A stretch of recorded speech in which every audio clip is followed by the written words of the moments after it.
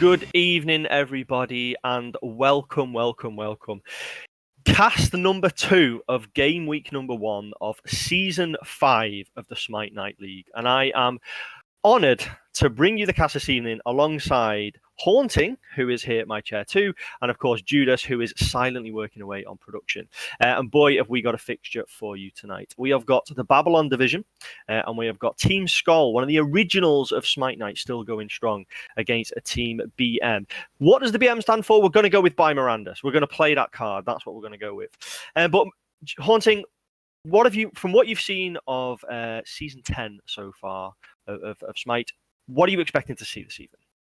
I think there's some things that we're pretty comfortable or are definitely strong in the meta right now. Mage ADCs have been a pretty big priority, or avoiding hunters in whatever way is possible. We've seen a couple of comp teams look at assassins over in that duo lane, and then any way of getting bluestone onto your characters that's possible. So we've seen a lot of warriors that abuse bluestone in the solo lane, and then bluestone showing up in the jungle seems to be pretty common as well right now.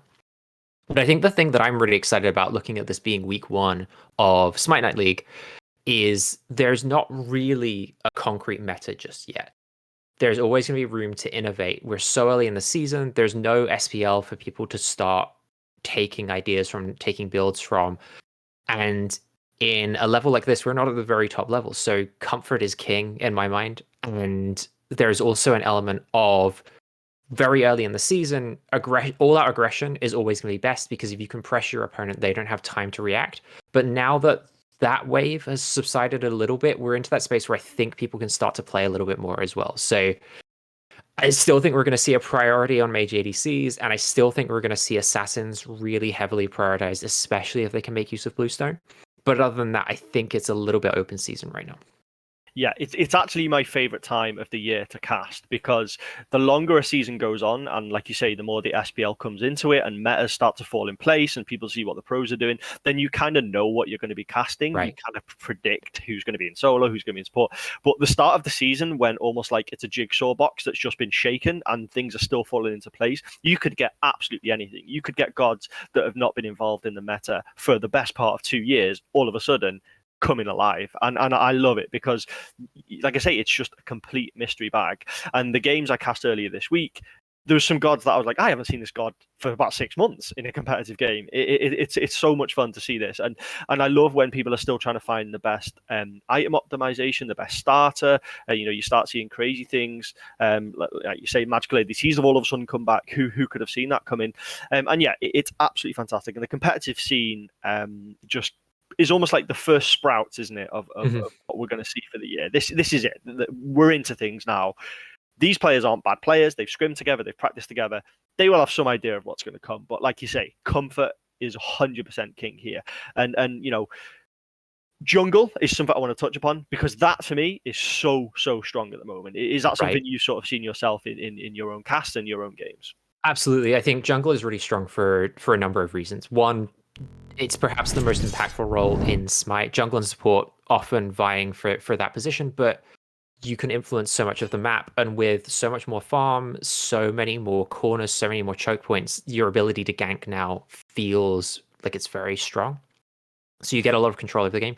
2, assassin items are still busted. I feel like this is a thing that came up last year. I think the opening of the floodgates was the 10% pen added to Hydra's Lament.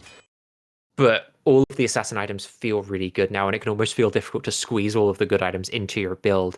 And then number 3, some of the gods are just ridiculous. Fenrir got buffed at the start of the season and feels like the best he's been since Tank Fenrir died.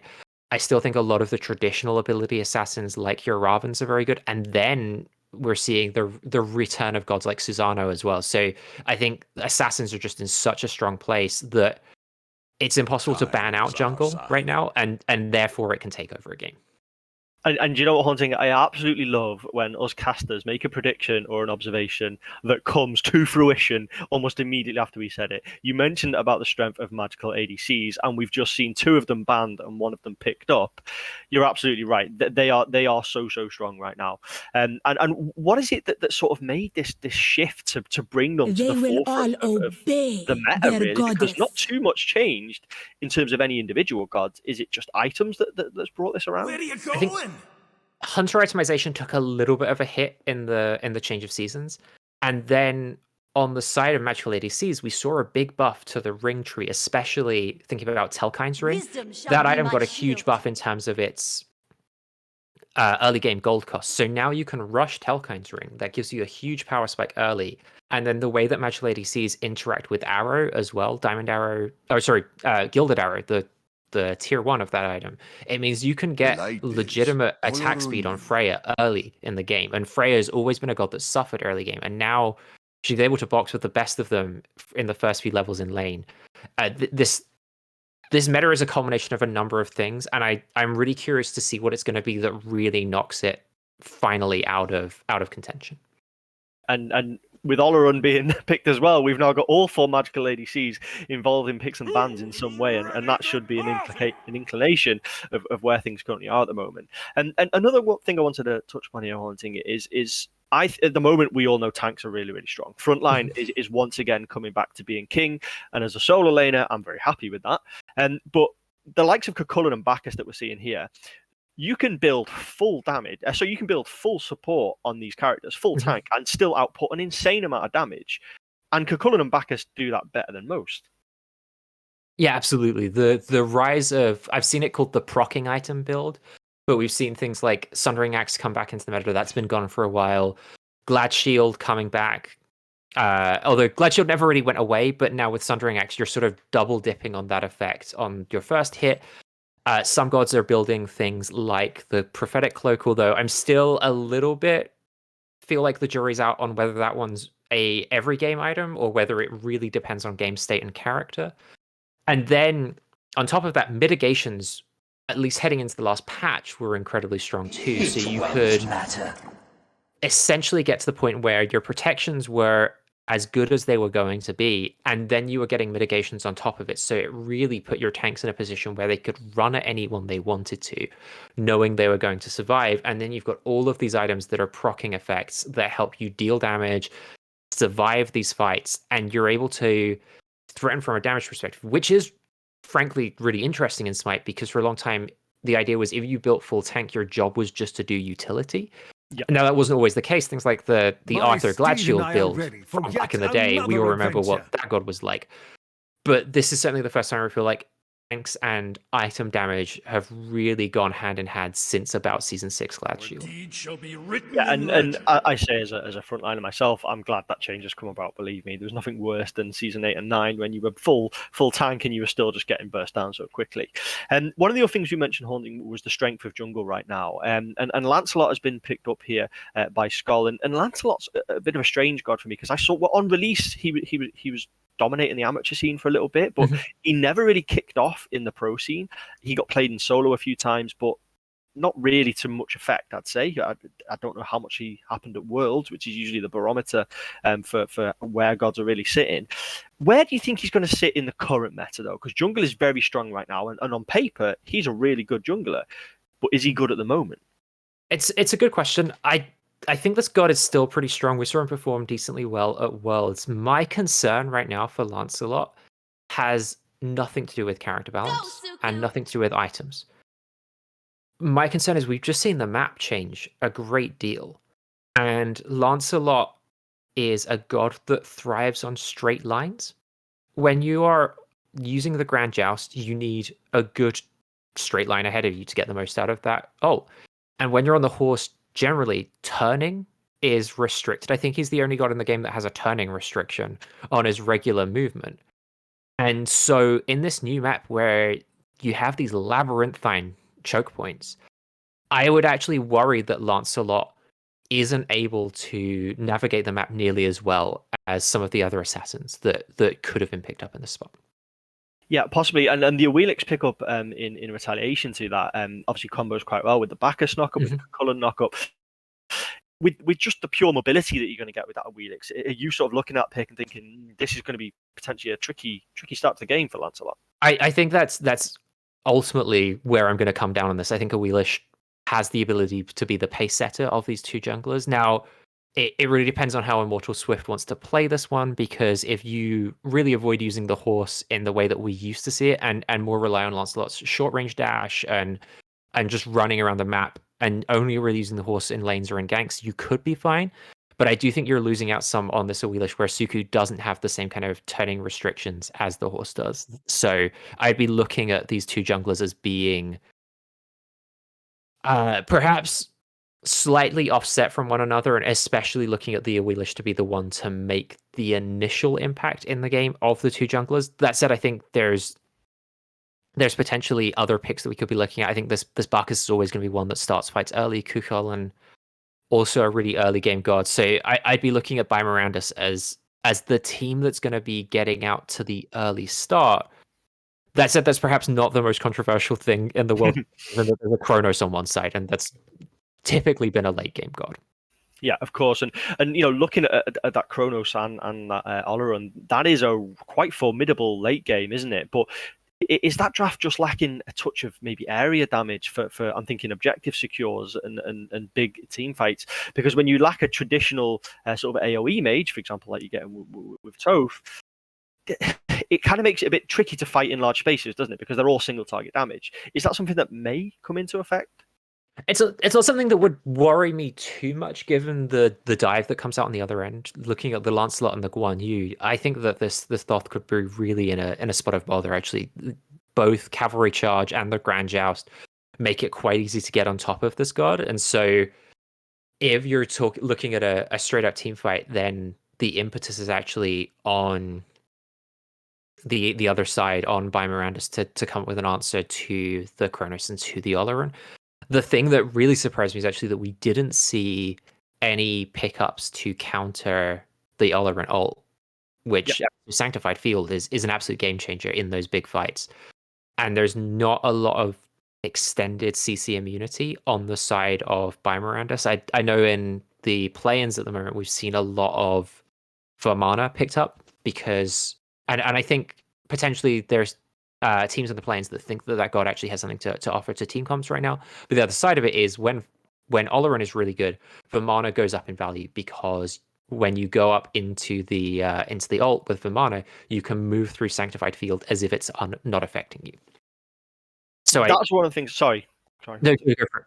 I was going to say that is one of the things I absolutely love about the MOBA's metas. Is it's like a delicate ecosystem, isn't it? Mm-hmm. One small thing could make a god, all of a sudden rise to the top of the meta, and then gods who just happen to counter that god all of a sudden become very, very high value picks. And I don't think anything would demonstrate that more than, like you say, if we come into the next few weeks and we start seeing Vermana as a high value pick. I don't think Vermana has been relevant for about 2 years. So right. that would be a perfect demonstration of how that comes around. And one thing I wanted to point out with the two comps that we've got here, one of these comps I'm looking at here is very, very late game. One of these has the potential to get very, very ahead in the early game. So do SKOLL have to be careful here? Because if a Bacchus and Kukulkan start doing Bacchus and Kukulkan things a bit too soon, they could be in a bit of trouble. That late game might seem like a target that is never going to arrive. It's a real concern, and especially when you do look at the backline of SKOLL, right? Oleron, Kronos, both of them have tools to get out, but they're not consistent. It's not like we're looking at a Jing Wei here, where you've got the dash, you've got the air strike to really get out of danger. With Kronos, it's the ult, and that can be unreliable. People can work out where you're going to end up, and you've got movement speed. And with Oleron as well, your only real escape is dropping the Sanctified Field. So I would be a little bit concerned if I'm on SKOLL that if my opposing team get off to a quick start, then my backline could be in a world of hurt when we get into those late game team fights, especially thinking about how easy it could be for them to displace the Oleron, the Kronos here. Belly flop into Gravity Pull is a huge displacement, and if either of these gods get pulled with their beads down, that's basically game over for that team fight. Yeah, and I think one thing that SKOLL have done quite well here is recognizing perhaps that Kukulkan is maybe looking to go for that steamroll start and just get ahead in solo and start rotating over.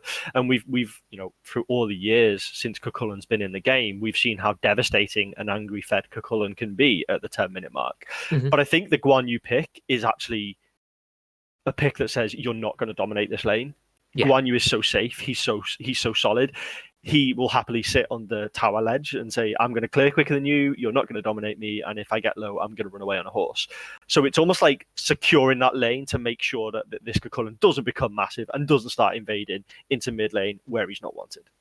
Absolutely. And also you can match rotations pretty quickly if you absolutely have to because of the horse. You've got the heal to keep you in lane a bit longer. And then as we transition into the late game, Cucullin does one thing well, and that's dive on the backline and press buttons. Guan Yu has a little bit more ability to do things in terms of you've got the prot shred, which helps your jungler do more damage. You can drop back after that initial burst of buttons and start using your heal to keep your team in the fight. And through using your heal, you get your buttons back. So you keep in this flow of the game where Guan Yu can play like this hit and run style, which doesn't really work for Cucullin a little nearly as well. And I think if you compare that with, or if you add that to what the other frontliner is doing on SKOLL with Athena, who is also really looking to go in, get the taunt, drop back out once some damage has been done, and then look for that opportunity when the taunt is back off of cooldown. There's some real options for the some teamfight flexibility from SKOLL. Yep, there certainly is. And we are just a minute away from finding out how exactly those team fights are going to go down. So, Haunting, both teams are locked in. We know who's playing where. Looking at these two drafts alone, I want you to say where you're going to put your chips on this one. I really favor pressure in the early going of a season when you don't know your opponent particularly well and you don't have a particularly strong idea of how to play the map or what the meta game is going to look like. Running down your opponent with the fastest strategy you can think of is always going to be a reliable way to start off any competitive game, not just Smite. So it works in so many different games. And so for my money, I think By Miranda is going to take game one. Okay, there you go, ladies and gentlemen. You have it. The words of Haunting. By Miranda is going to take game one. No pressure at all. But you've hung your hat on their peg now. So one thing I want to ask you, actually, Haunting, is because I've asked both my chair twos this season so far. What do you make of the start? So that we've seen happening, these dragging buffs together. I find it a bit clumsy, and I don't like it. What are you saying? Yeah, I'm also not a fan. I think the red speed blue start is a little bit more reliable and a little bit less pick dependent, although I did see a jungler die to buffs doing that in one of my games this week. I think the duo start's horrible. I think especially involving green buff is really dangerous because it heals the other jungle camps around it, so you can put yourself in a really dangerous situation doing that. In a game that I cast with Judas earlier this week, we actually saw a team have their jungler start duo side and drag speed, purple, and harpies together, I think it was, or maybe speed, green, purple, and harpies. And they guaranteed hitting 2, and then their lane got 3 off of first wave, and it was a really great start for putting their laners ahead. And I wonder if we'll see that evolve as the meta goes on. Yeah, I'd like to hope it will evolve because of all the starts that there's ever been in Conquest, I am such an enemy of this one. I really don't like it at all. No surprises over in the solo lanes. We see Traumatized on Cucullin just getting that extra little bit of pressure. But look what's happening in duo lane. We've already got an early gank coming over. 3 members here looking to engage on two Mirandas. Jumps away as they do. Lancelot, a bit of poke damage, not enough to worry them. And one thing I've liked so far about this season, Haunting, is there are so many more opportunities to fight early on. It is so much more encouraged than previous seasons. It's a curious one because I thought with the bigger map we'd be seeing slightly more extended lane phases. So this is what we said about the season 8 map as well. With more map, you're going to be sat in lane longer, and it'll take longer to actually get anywhere. And likewise, I feel like you're right. We are just fighting a lot more. I think duo lane is much easier to gank this season than it was last season, which is weird because the map is bigger, and I think there's just more points of interest around mid lane to encourage you to scrap rather than just hope you get pressure and steal. Oh, big damage onto Mirandas though, taking so many hits from Merca, but the stun coming out from the Ishtar potentially keeps them alive. Good double taunt by Dutcher, but no follow-up damage from Merca. They've taken quite a lot of poke from that AoE Ishtar damage. And yeah, the bigger map, I think it is almost like reverted back to maybe almost classic Smite. For season 8 and 9, I playing solo lane, I was well aware of who the jungler was after about a minute because they were over in my lane. But now jungle is doing what it traditionally did and focus on duo lane. As we see an early invade on Plasma onto the blue buff. Guan Yu, someone who needs that blue buff quite a lot, but what he needs more is his life as Traumatized gets first kill onto Snopper. Help of Plasma over there as well. And that is not the start Snopper wanted. Is it? Absolutely not. This is so much pressure coming out from Traumatized on this Cuchulainn with the recently buffed Bluestone able to put in that extra damage and then taking over to level 5 earlier. And with Cuchulainn, that's always going to be a more powerful, more potent level 5 than your opponent. Not that it mattered in this case because Znopper still at level 4 when they were felled, but for Traumatized, you essentially get 2 ultimates out of this character, especially if you manage your rage well. And I imagine, given the caliber of player we're seeing here, that was probably a knock-up into a War Bellow. So really, really well done there by Traumatized. And it's just going to be such a problem now for Snopper because you are going to be falling over behind and forced to play this really careful under the tower style. Yeah, Guan Yu is okay playing underneath his own tower. I suppose there's certainly warriors who struggle more with it, but you can see that Traumatized gone straight into that Contagion Bluestone, and you'd have to say on Cuchulainn against the Guan Yu, that is pretty much optimized right now, isn't it, in terms of itemization? Absolutely. The Contagion saw a little bit of a nerf. Oh no, Snopper falls again, Traumatized picks up a second kill, and we said that this Guan Yu was potentially picked to stop Traumatized steamrolling ahead. It is not the way things have gone so far. Let's have a look at what's happening in the duo lane though. Mortal Swift beads is out of the Gravity Surge, does Cavalier charge away, double taunt by Dutcher. No follow-up damage though, and both teams disengage, and you have to feel getting the Gravity Surge out. The Vimeran is probably happier to have got away with that one. Right.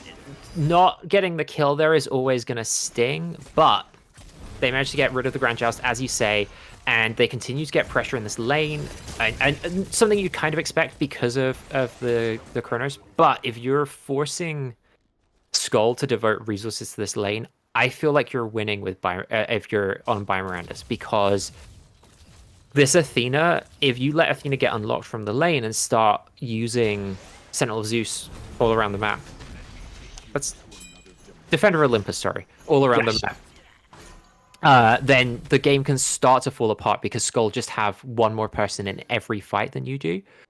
But if you're going to continue to pressure over in duo lane, then Dutcher is forced to swing their attention back towards this duo lane, and you get to sort of keep winning over the rest of the map, which is something that I think Biomirandus really want to do, given that lead that they've already started to build up for themselves over in the solo.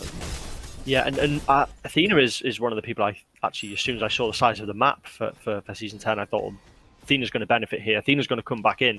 And if we remember at the start of Season 9, when they made the change to Athena's taunt to give it a little bit of damage, she all of a sudden was top meta, top pick, top ban in every single game. She flew to the top of the meta. Triple flex. And yeah, I think she's going to come back, to be honest. She's going to be back at the top of that meta, certainly the size of the map. A big taunt by Dutcher, though, but the root thrown out by Iron 4 in retaliation potentially disengages that fight, and there's always a threat of that final judgment being wound up. It's just enough to put a seed of doubt into anyone looking to engage onto that toad. But yeah, solo lane is where we've seen all of the action so far. Losing one of their bastions and a couple of levels as well is Snopper, and they've got a tough next few minutes, haven't they? This could potentially decide how the first big set of objective fights go. It absolutely can. I think Pyromancer spawning what feels like later perhaps nullifies some of the effect that solo lane has on the rest of the map. But someone else said it, and I think it's absolutely true. Season or year 10 so far feels like it's all about playing through side lanes, which is an interesting change given that for so long Smite felt like what you were really doing with side lanes was getting them to the point where they impact mid lane. But right now mid lane feels important, but it almost feels important so that you can stay alive and have someone who's going to help you win one of your side lanes. And right now, Biomirandus has had pressure in both of those side lanes. It's what we expected coming into the game, but it's whether they can use that to pull ahead that's going to be an interesting one. And right now, the Gold Fury is up, and I think that might be where they're looking to turn their attention if they can get a kill or some pressures in. Scaldamain taking so much damage. Sanctified Field is out low to potentially slow any advance from by Mirandus. Dutcher does their support duty and keeps their mid laner alive. IM4 though is potentially eyeing. Oh, Final Judgment is down actually, not available to potentially snipe Scaldamain. Mirandus looking to dive in though. Murka falls in the dual lane, but we will stay in the mid lane as Immortal Swift gets a retaliation kill onto Mirandus. SKOLL get themselves on the board, but not before losing Murka over in the dual lane. Yeah, nice to get themselves on the board, but losing Murka is gonna hurt. Your Kronos is one of those gods that really needs to be out farming for as long as possible if they want to get to the position where they can impact the game, especially the way that this build looks. It looks like the burst Kronos that we saw last season. And I think this could be a long game for Murka if they're alive. Ooh, taunt underneath tower causes Plasma to take one hit. Not enough follow-up damage though from the mid laner, but with you know Kronos and Olorun not quite able to throw out that burst damage to punish those taunts, you have to feel it's going to be late game before they can really capitalize on that. That's quite essential CC. It's the way SKOLL are playing, but Scaldamain may have outstayed their welcome here. Mirandus is lurking. IM4 is around as well. Final Judgment not quite available yet. Scaldamain maybe not know that, so they perhaps might overstay their welcome in the mid lane. If IM4 does get it offline, Mirandus does potentially steal. There you go. IM4 went for the Final Judgment. No connection though. And this fight looks like it may just dissipate, but by Mirandus putting a lot of pressure on this right side jungle. And this is the thing you never want to see as a jungler, is the enemy team at your speed buff and forcing out the ult there as well. That's really impactful for by Mirandus. There's a huge steal. It's a big mental tax on the enemy as well. Luckily this year, you've got that second speed buff, so your jungler isn't going to be tilted off the face of the earth. But it's such a display of dominance over the enemy jungle to be able to go in, take a buff that's that deep into the jungle, and to threaten a kill as well. By Mirandus really trying to take control of this game now. They are indeed. Oh, Scaldamain gets a kill though as Mirandus comes over to try and contest what was going on in the Fire Giant pit. Potentially actually caught trying to retreat from the jungle, and that overextension into the right side jungle, which proved so fruitful just a few minutes before, ends up getting punished. Yeah, and by Mirandus has been really trying to start things off here, and as you said, was trying to retreat there after being involved in another setup for what ended up not being a kill, but was a good invade. And one of the things that I want to point out that perhaps cost by Mirandus a little bit because of all of this presence in the jungle and these attempted ganks is there's still only 17 stacks on Thieves right now. So by Mirandus is a lot squishier than you would expect, especially Benevolence, the squishier of the two. Or I suppose there are strictly 3 support starters, but we so rarely see War of Valana that I'm gonna say 2. This Bacchus is gonna die a lot more easily than you'd expect right now. The fight going on around about the Gold Fury. Dutcher does disengage, and I must say, Hi-Res, please get rid of these obstacles on the map. They are so in the way. They do not need to be there. I don't need trees and pillars in my way. But look what is happening in the dual lane though. Big rotation over. Gravity Surge is used, but I think this beats the way. Good double taunt by Dutcher. There is the charge from the Lancelot, but there's not enough damage to put anyone into any danger, really. Immortal Swift is though, as Plasma fires out, takes him down. And by Mirandus have numerical advantage here, and this looks like they could be setting up for a Gold Fury. Yeah, really, really good there by Mirandus. Dutcher's taunt there was incredible. I think we've seen Dutcher be really, really good with those taunts so far. But great play there by the Wheelish. I think the early Hydra's Lament was part of what helped finish off that kill under tower. But Dutcher's the one in trouble right now. Big trouble as iPlasma picks up another one, and the hover around the Gold Fury was nothing more than a bait by SKOLL. They played it perfectly. They didn't start it up.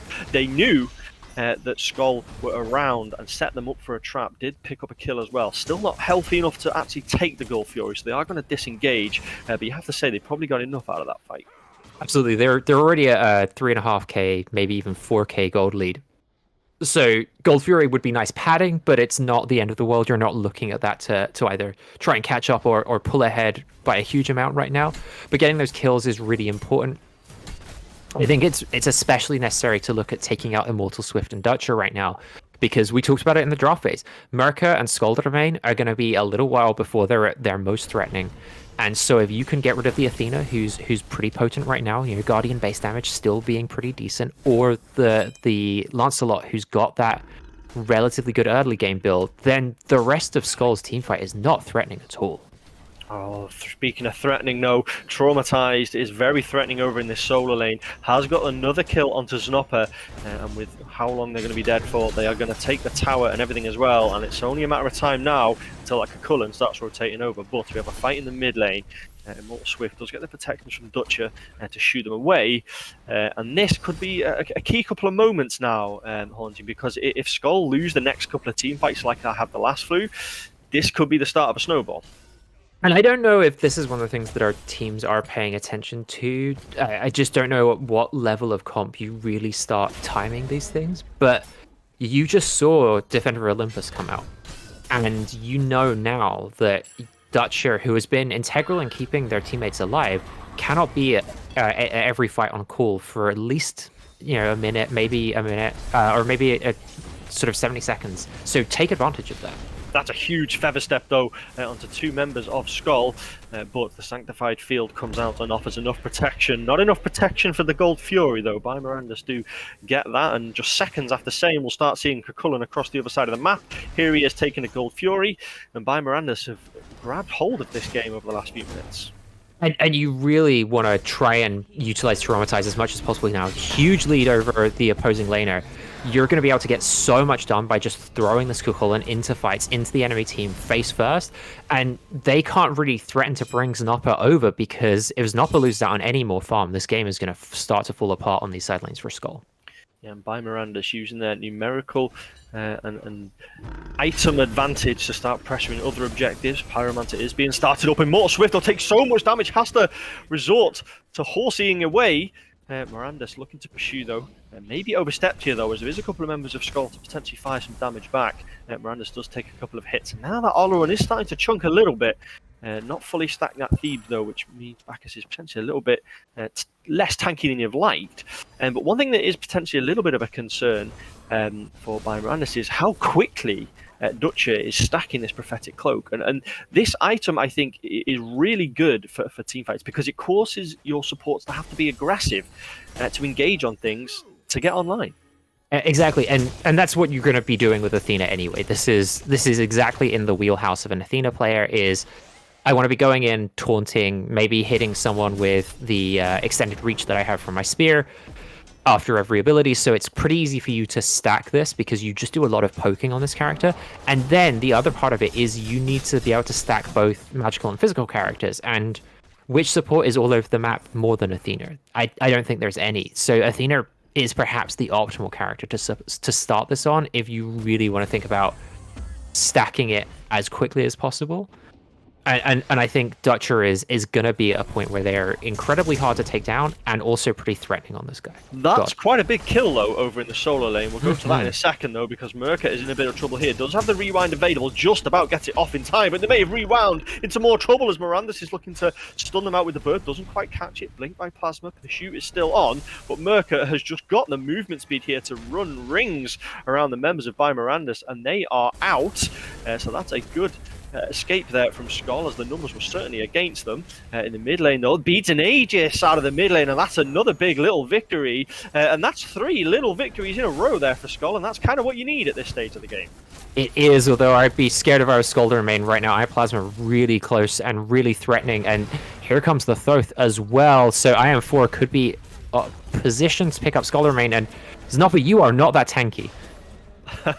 They are not, and nor is IM4, as Immortal Swift just completely runs them down. I thought the engage was a bit aggressive, but no, it actually worked out pretty well. And 5 members of SKOLL here now, and that area healing from Znopper really coming into effect there, as all 5 members feel the benefit. By Miranda's looking to chase down, though. Miranda's does have the leap engage to do that, but look at the damage they're taking. This Bacchus isn't tanky at all. Merca completely wipes them out, and SKOLL are turning this fight on their head. They were behind a few minutes ago, but they have 4 or 5 mini victories in a row. Dutcher gets Gravity Surge in. Znopper picks up the kill, though.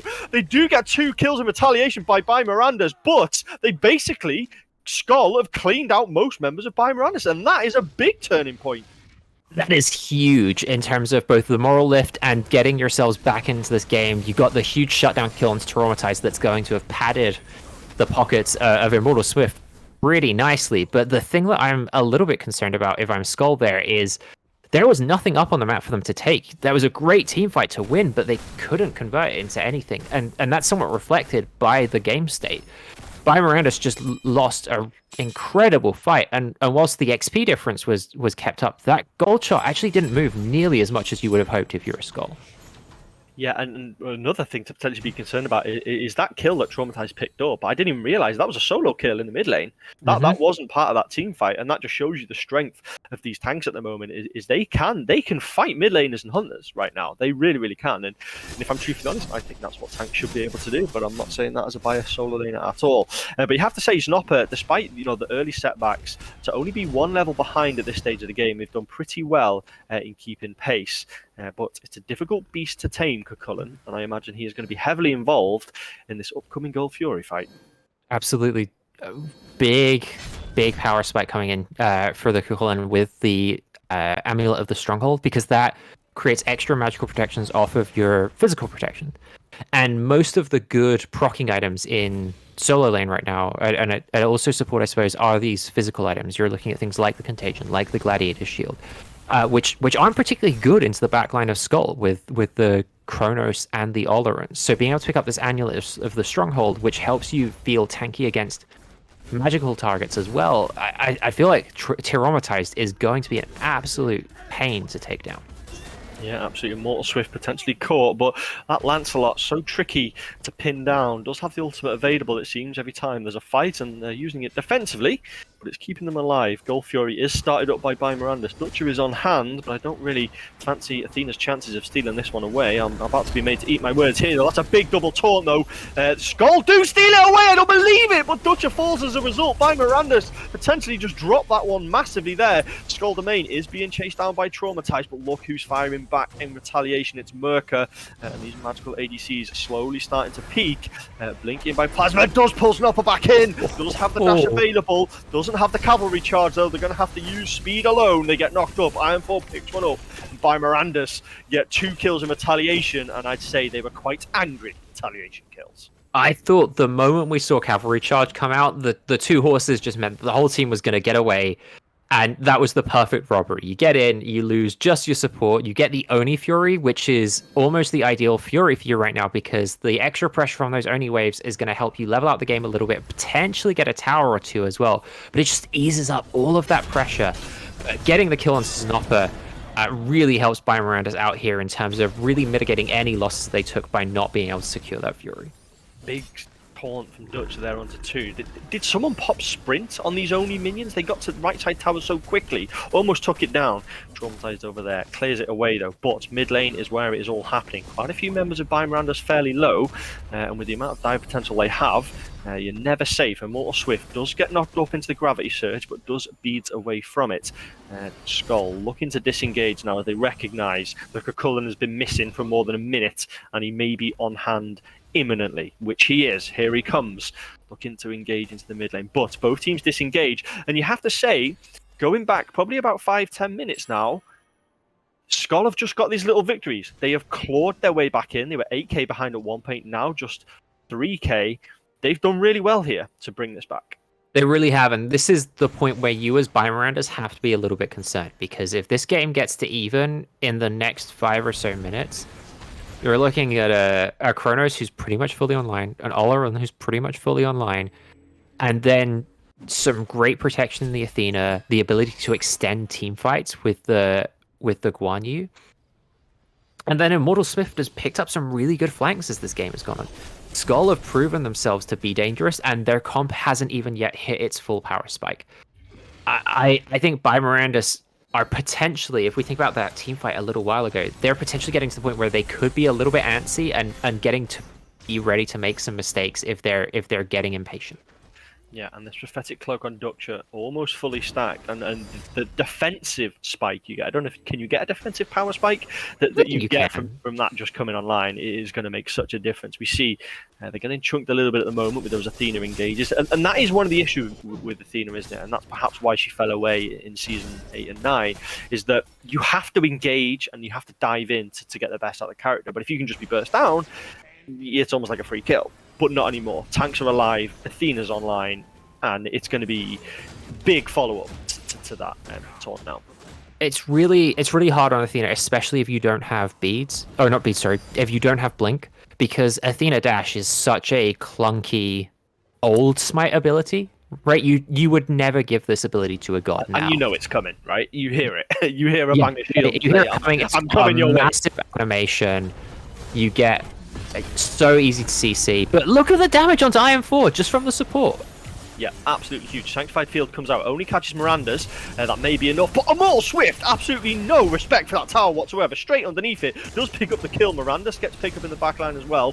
Snopper is not quite retreating. It's Guan Yu. He can heal up. But, oh, big stun though onto Blossom. And they are going to go down here. SKOLL Domain picks up another kill, but Traumatized is not letting his opposing solo laner get away scot-free. Dived onto the backline, picked him up, and is now dragging Merker away. Purely just a time-wasting exercise. But that's another big fight for SKOLL. It is, and now that the Primal Fury is up as well, there's something for them to get from this too. I think they got the last Pyromancer too. So, Only Fury, Pyromancer, Primal Fury. This game is pretty much all tied up, and SKOLL have done a fantastic job of just waiting for their moment, waiting for these carries to get online, and I think they're positioned to make a huge impact in the rest of this game. Yeah, and the spikes are only just going to keep coming. You have to feel, you know, that last item for Athena it is Shogun's Kasari. That's weirdly a large spike for both your magical ADCs. So it's only going to get worse in terms of power by Miranda. So that they need to, like you say, be careful and grab hold of this game once again. Absolutely, and you look at that right now. This Chronos, I imagine that last item is going to be a could be an Obsidian Shard, so that you get the ability to over proc on your magical penetration.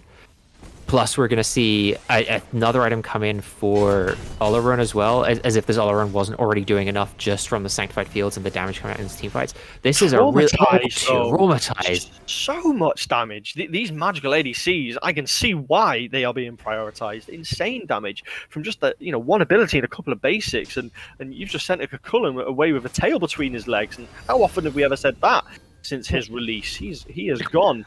And this gives the numerical advantage to SKOLL. They now have the territory, they now have the numbers. We've got a little bit of a split pushing happening in mid lane, but that's one thing you have to be careful of, don't you? It doesn't matter what stage of the game you're at, you get caught by that Toph route, there's big damage coming your way. Miranda's has to leap away, but this Bacchus just doesn't seem very tanky to me. Blossom Red does get the ultimate out, but gets cleaned away by SKOLL Domain, who gets the Sanctified Fields out. Once again, only catches one with it, but it's more than enough for SKOLL Domain, gets a double kill, picks up Traumatized as well, and now SKOLL are in a really strong position to take this fire giant. And Snopper was zoning 3 people there. As Miranda's just can't do anything with three of their characters being zoned out of that fight. So you just get to take away both of your side laners, Reblossomed, utterly deleted there, and then Traumatized, who we've been seeing be the biggest nuisance on this map, utterly impossible to take down, and just deleting carries health bars, has now got to the point in the game where, as you say, these magical ADCs, they're online, they're just chewing through health bars in almost no time at all, and Traumatized can't get anything done for the team, whereas on the other side, Snopper, who was really suffering through the early game, dying left, right, and center, now very much more online, very much impacting these team fights, even if it's not seen in damage numbers, because you're able just to zone people out, you pull back, you heal that jungler up. Immortal Swift really playing fast and loose with this life bar, and for SKOLL, it's just been a winning formula.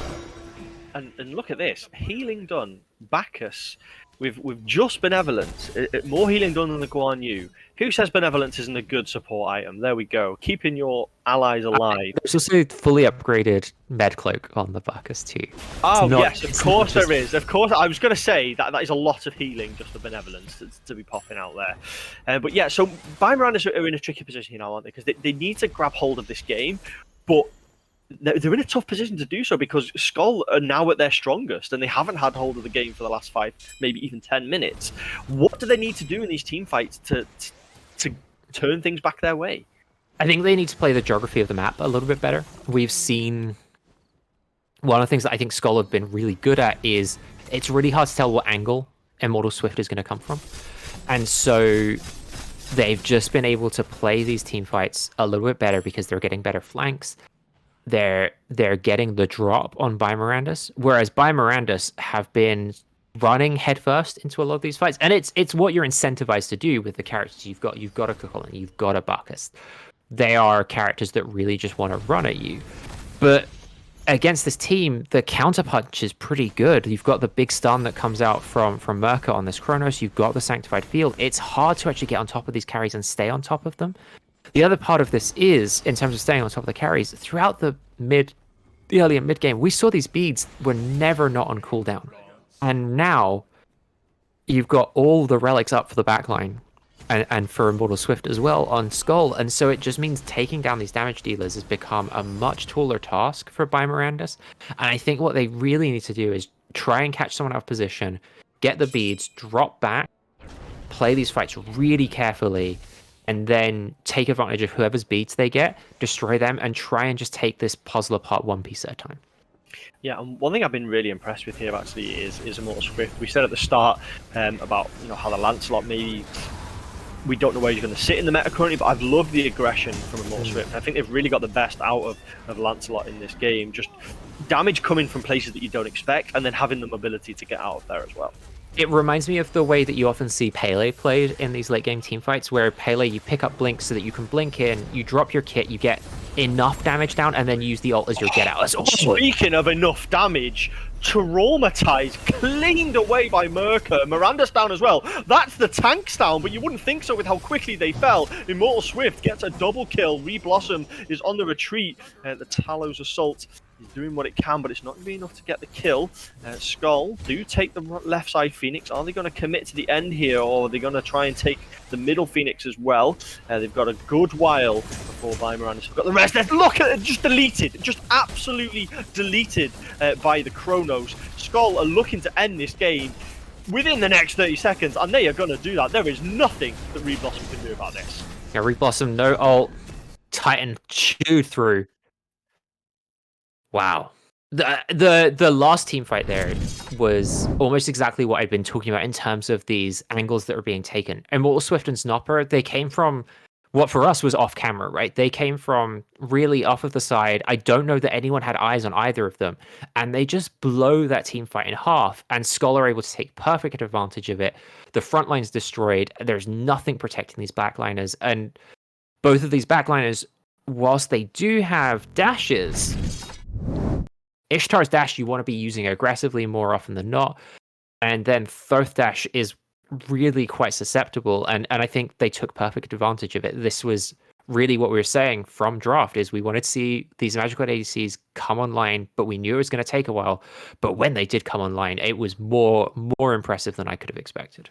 Yeah, I mean 4-1, 5-0 from the Chronos and the Oleron. Boy, did they come online! Both 24,000 damage as well, and I just could not believe how quickly, a full tank Cullen just got deleted at the end. Mm-hmm.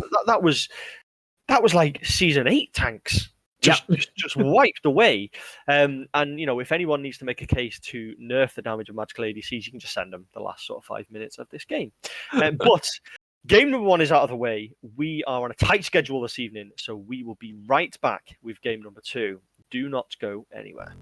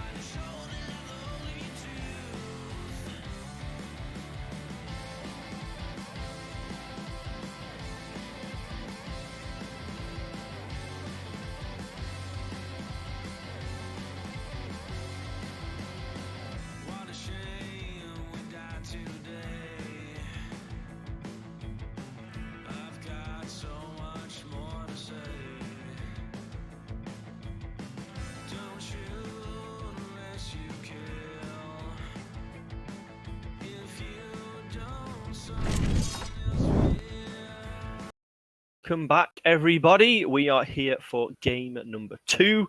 It's Smite Night Season 5. It's game week 1. It's SKOLL against Mirandus, with SKOLL taking game number 1. I am Gold, joined, of course, by Haunting, and hidden in the background is Judas on production as well.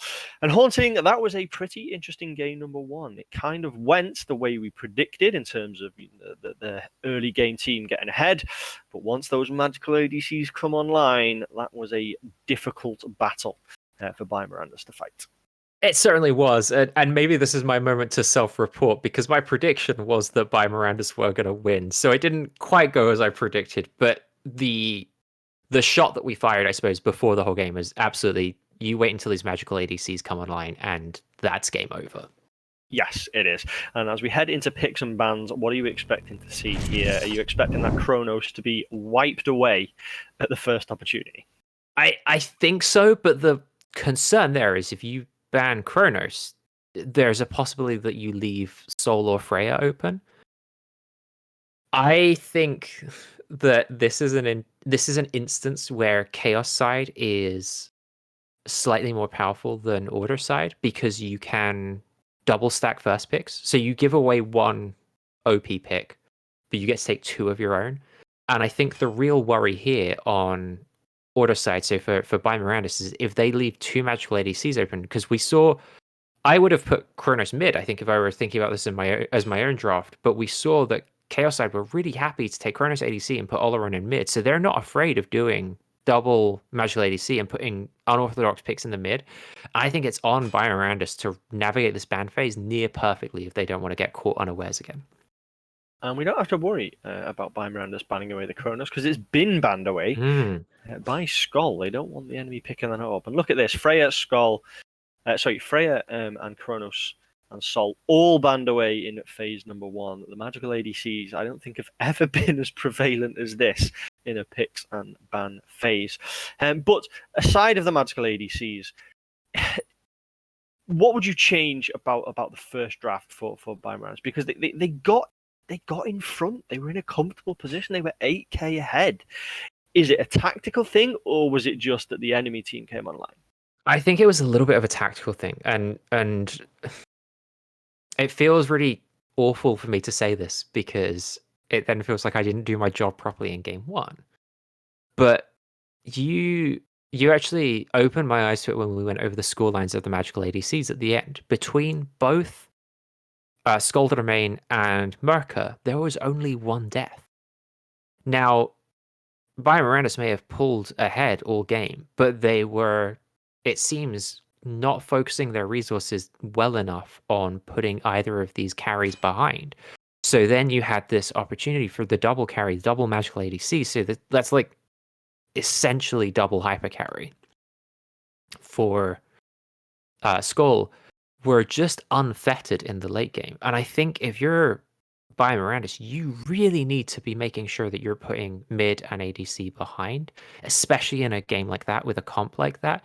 But even in these team fights, it means that they were just able to free fire in the back if you're not getting threatened enough. And I think that's what we saw as the team fights went on. It became all about the Lancelot and all about the Guan Yu. Wisdom shall be my shield. ADCs this time, Haunting, because they're all gone. They have all been banned away. But we are going to see the Athena, which has been picked up by Mirandus, and the Athena was quite effective, wasn't it, for SKOLL in that first game? Dutcher certainly getting good use out of those taunts, big pull damage.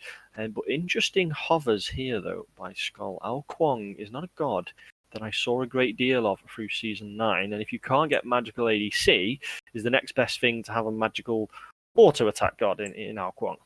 Yeah, and actually, I want to provide a caveat to what you're saying there, Kara, in referring to Ao Kuang as an auto-attack god, in that traditionally you would be right, but in the build that we saw rise to prominence at the end of Season 9, and the same is true with Kronos, is that both Kronos and Ao Kuang swapped over to these burst builds where you would build Book of Thoth, little bit of Flat Pen, Polynomicon, and sure, your auto-attacks were powerful, but what you were really looking to do was big ability, massive single auto attack, and then put your opponent either in execute range or just dead range from your next ability. And I think Ao Kwong is going to play a really similar role to what we saw the Kronos play, which is you've got a finished book, you've got a stack book, and then if your opponent can't keep you tied up with CC, you're just going to run rampant through these team fights. Yeah, and one of the things to point out here is that with all these magical ADCs being banned, there is a lot on the table here still pickable. The likes of Maui, very, very strong right now, still available. But Cthulhu is quite an interesting pickup. Very, very underrated god, I think, Cthulhu in this current meta, because tanks are so strong, and he is not only a strong tank, he causes so much disruption to enemy backlines. Absolutely, and I think Ishtar is a god that might actually struggle to get away from him. We've got these really blocky jungles now, so your dashes are much harder to get clean dashes off, and so Cthulhu could move through this jungle pretty nastily in those late game team fights and really handle this backline quite well. Plus, with the Ao Kwong picked up, it's unlikely that there's another jungler hiding in the background for the Chaos side here. So that traditional counter that we often see come out of the Nemesis, unlikely to be there. So this Cthulhu pretty well positioned, and I agree. Items are in a pretty good place for this Cthulhu, and after seeing some tablet builds pop up, for a couple of other Guardian solo laners, I wonder if we could even see some true damage coming out from this Cthulhu. And that certainly would be a terrifying prospect. One of the things you mentioned about game number one was perhaps Biomanus didn't quite get to that SKOLL backline. Well, that may not be an issue now with the likes of Cthulhu on the table. But the Emoja has been picked up in response, and if anybody can keep a Cthulhu out of a fight, a big River's Rebuke in those narrow jungle lanes could mean that he's just stood looking in from the outside. Yeah, I agree with you on paper. Yamoja is always one of those gods that worries me a little bit because this god has traditionally been pretty hard to play effectively. And I think we're at a point where we're seeing Yamoja's power level at its lowest. And the fact that Yamoja is still a pretty high priority pick shows you what a strong god this is, that even after so many nerfs, people are still prioritizing her. That said, I think her lowest point where she is right now, she really requires a specialist to be able to be played well. And so it's going to be about whether Dutcher can pilot this god effectively. Yeah, and the Baba Yaga is an interesting pickup. Always been a fan of Baba slipping their way into drafts. And I've always said about Baba Yaga, they kind of go unnoticed until you look at the damage at the end of the game. She doesn't have these big visual attacks. She doesn't have these big animations that you are quite clearly know what you've been hit by. But you get to the end of the game and it's like, Baba Yaga did 60k damage that game. And when you're trapped in narrow spaces, in narrow jungles, I really think Baba Yaga is a god that could benefit hugely from this and may well be making more appearances in season. Yeah, I think Baba Yaga is one of those gods that we in Europe just favor over NA. I think you barely see this god in NA. I think talking on Smite Discords, NA players hate Baba Yaga, but EU players all seem to have a bit of a soft spot for the Grammar in their hearts. And I agree with you. I think Home Sweet Home might be the most underrated mage ult heading into this season. Awesome. And I think, especially in those tight jungle corridors, we could be seeing absolute chaos coming out from this Baba Yaga. Yeah, and one of the things I always notice about Baba Yaga when I'm playing a god who has mobility is those purple silence spells that are on the floor that you almost don't notice. All of a sudden, your dash is completely interrupted. And you're like, what's happened there? And Mercury could well struggle if he goes to dash away and catches that purple line. It's such a frustrating ability, and I certainly think it's something that has been slept on for a while. And speaking of slept on, the Vamana is on the table haunting. We spoke briefly about Vamana in game number one. This could be an interesting pick. Yeah, it's interesting, right? Because we talked about it in game number one as being a counter to the Oleron, which isn't on the table here. I do think the Vamana has an interesting place in this game still, though, because if you look at the backline for Biomirandus, you've got the Merlin short-ranged flicker that's got a pretty long cooldown, and then you've got Ram, whose role is something that keeps you relatively safe, but is equally quite a short-range dash ability. And I feel like Vamana is in a pretty solid spot to stay on top of both of these backliners. It's also one of the gods that can match that Cthulhu disruption in terms of being hard to pin down. You talked about it yourself. It was hard to get onto the backline of SKOLL, so we're going to pick Cthulhu because, well, you can't stop Cthulhu when Descent into Madness is up. You absolutely need a wall, and there's very few of those in the game. SKOLL happen to have drafted one, but you can sort of mistime your ults to mean that you're going to play around that. Varman's sort of similar, except Varman also ignores player-made walls. And I feel like we're going to get into a situation in these team fights later in the game where both of these players are going to go giant, they're going to run at the enemy backliner, and it's going to be who does a better job of dealing with them. Yeah, we are certainly going to see Clash of the Titans when those team fights start coming out. But another clash I want to talk about here is the clash of the two junglers. We mentioned the strength of jungle at the moment. And Mercury and Ao Kuang both have a sort of similar play style, and it's like get in, do as much damage as you can extremely quickly, and get out again. When they come up to fighting against each other, though, I've got to be favouring the Ao Kuang there purely just for the ability to blink away. Absolutely. I think that the Ao Kuang maneuverability is going to be pretty important. We also saw in the last game the kind of angles that Immortal Swift was finding on a character who has weird mobility, right? Lancelot, a lot of mobility, but not traditional mobility. Ao Kuang has far more traditional mobility, and I think Immortal Swift is going to find much more interesting approach styles with Immortal Swift is going to find much more interesting and effective approaches with this Ao Kuang, especially because I can see him being a player that really abuses that stealth. Yeah, absolutely. And we will head into the game very, very shortly. But I am absolutely fascinated to see how this one goes, because game one was such a tight and an entertaining affair. And I'm going to ask you again, Haunting, where are you going to hang your hat? You're 0 for 1 at the moment. I'm 0 for 1, and it's worrying to be asked to bet again after being 0 for 1. Like, if game one told me anything, it's that SKOLL can take a couple punches in the early game and be really effective come the late game, and this draft is a great late game draft. I think Ishtar is a god that scales pretty nicely, but then you've got the Ao Kuang, burst Ao Kuang's gonna take a while to get on the line, and then Baba Yaga, great late game deity. I think SKOLL are in a position to play out this game incredibly similarly to game one. It's on by Miranda's to come up with an answer from me.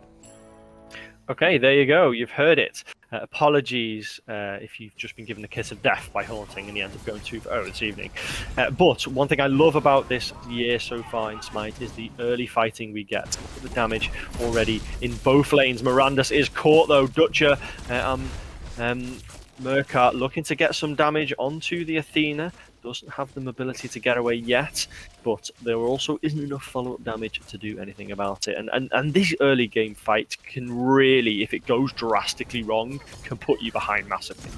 They can. I think those in the duo lane are the ones that have a tendency to be swung quite a bit as well, because we're seeing junglers paying a lot more attention over to that duo lane. So what you think is a 2v2 fight can very quickly turn into a 3v2 on either side. And it's going to be on SKOLL to play this one a lot more carefully, because they've not got any vision down on that side right now, and they don't know necessarily where iPlasma is. I think iPlasma probably avoided sightlines coming to those Harpies as well. I saw him go down through the tower rather than through the lanes. So I don't know that SKOLL necessarily have the information they have to be playing quite as aggressively as they are. Yeah, one thing I want to point out here is the items that Traumatized has picked up gone straight into that tainted steel. And I've always felt with Vamana, one of the reasons why they've never really been that high up in most metas, but Miranda's in a bit of trouble here though, as Ao Kuang has made their rotation over. You said junglers appear in this duo lane, well they appeared there, but they escaped by the skin of their teeth. And as I was saying, Haunting, Vamana I don't think has ever really been that high up in meta, because he's so easily shut down by anti-heal. And going straight into that tainted steel, that's Traumatized saying, I know what you're about and I'm stopping it now. Right, and Tainted Steel also upgrades really nicely for this Cthulhu, because with Cthulhu you're going to be building a lot of health items rather than necessarily straight up prod items that you tend to build on solo laners, and having that breastplate to be able to really bolster your prots as well. It means this Cthulhu can really benefit from both of these. Oh, just missed out on the dash there, did iPlasma, but Snopper, no mana, so not going to be able to take any advantage of that. As I was saying, yeah, you're right, it's a great counter item, but I think with the changes to Varminal as well, we might see that be less effective as the year goes on. Miranda's just escaping by the skin of their teeth. SKOLL did consider the tower dive, decided against it, probably the right call. But yeah, it is an interesting one because we saw how well they dealt with the early pressure. They applied the early pressure in game number 1, did by Mirandus, but we also saw how well SKOLL came back into it. And these jungle rotations early on, they're going to be so pivotal in ensuring that, from both sides' perspective, that it goes the way they want. And I'm not surprised that we've already seen multiple ganks in both side lanes. Absolutely. What's interesting to me is that I feel like the easier to gank lane here for Mirandus has been over on this duo lane side. SKOLL have been playing so aggressively so far up in this lane that it almost feels like they're begging to be ganked. Now, it's tough for Plasma because Mercury takes a little bit of time to get online, and so unless Mirandus are in a position where their laners feel like they can fight and get something off of that Mercury dash, your ganks feel really bad at this point in time. And frankly, Mirandus have been so poked out of these fights, so stuck on the tower, that I can see why they've not been calling for ganks necessarily, because what's going to happen? Merc comes in, dashes, gets the throw, and then SKOLL get out. Or they beads and they get out and nothing happens. So you're in a really tough position here if you are SKOLL, because Mirandus, it's so hard for you to find presence on the map right now.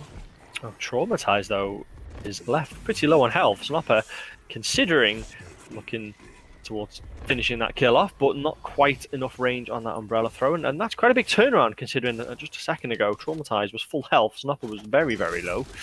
Solo laners dueling it out, flipping that one around. Riptide is out, looking to bounce someone into danger, doesn't connect though. Taunt pulls in Merca.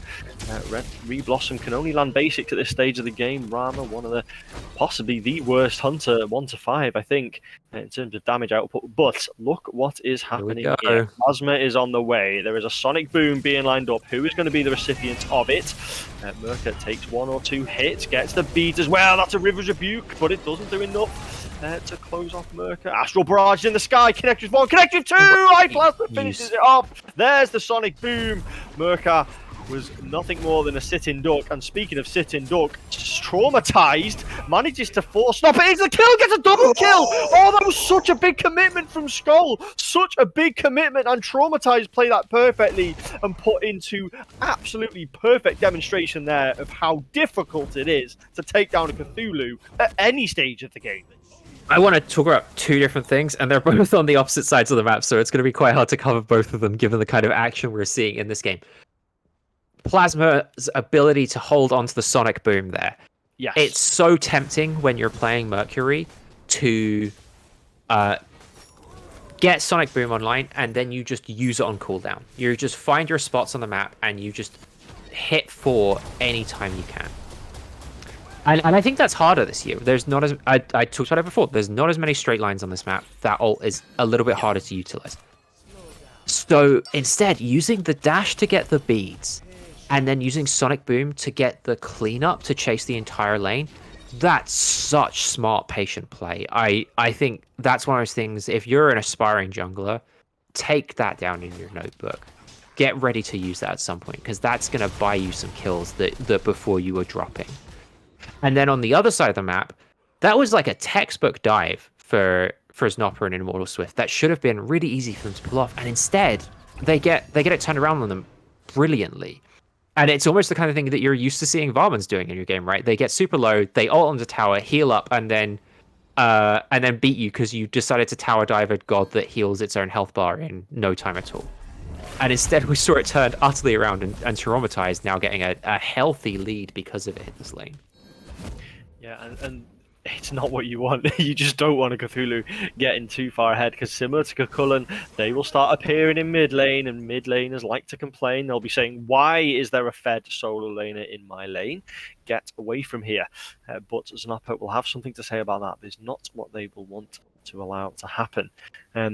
But, you know, this has been a good start from Mirandus. 3 kills on the board. It looks like SKOLL may get their first one. Sonic Boom, though, I think potentially save the life of their mid laner there, because I think it just pulled them out of the action long enough for IM4 to escape. Very low health on 2 members, though. SKOLL will be disappointed to not get a kill on the board there, but they have forced a 3-man retreat, and they should be able to get something out of this.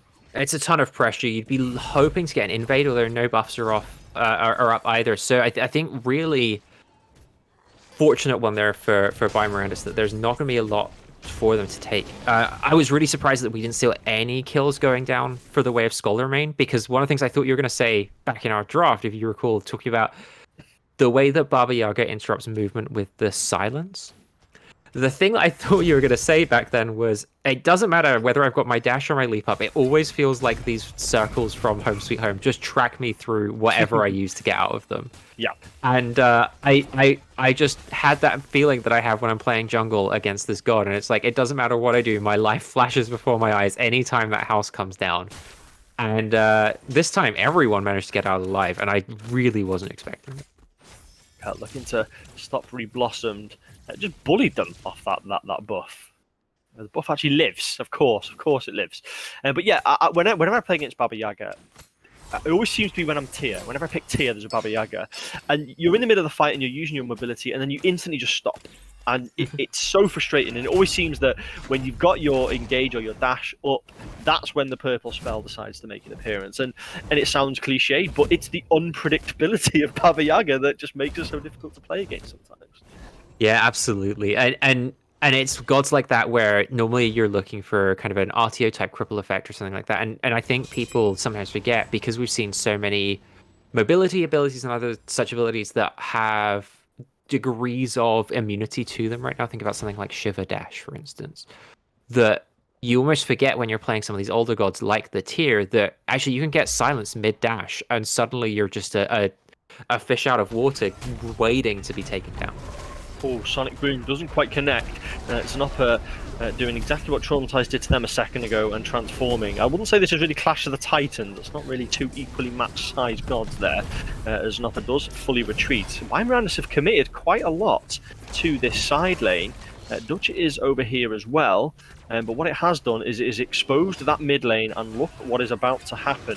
Ao Kuang is over here as well. IM4, do they have the mobility to escape from this? Ult up, used potentially just to keep them in zone of the Baba Yaga ult. Out goes the Home Sweet Home. Is there going to be enough damage to finish it? Yes, there is. SKOLL gets the first kill on the board, but the next objective is to get out of this fight alive. Phasma is here, dashing in to 3, and it goes the way you expect when you dash into 3, and SKOLL gets a double kill, and that was the perfect response to the commit to that right side lane.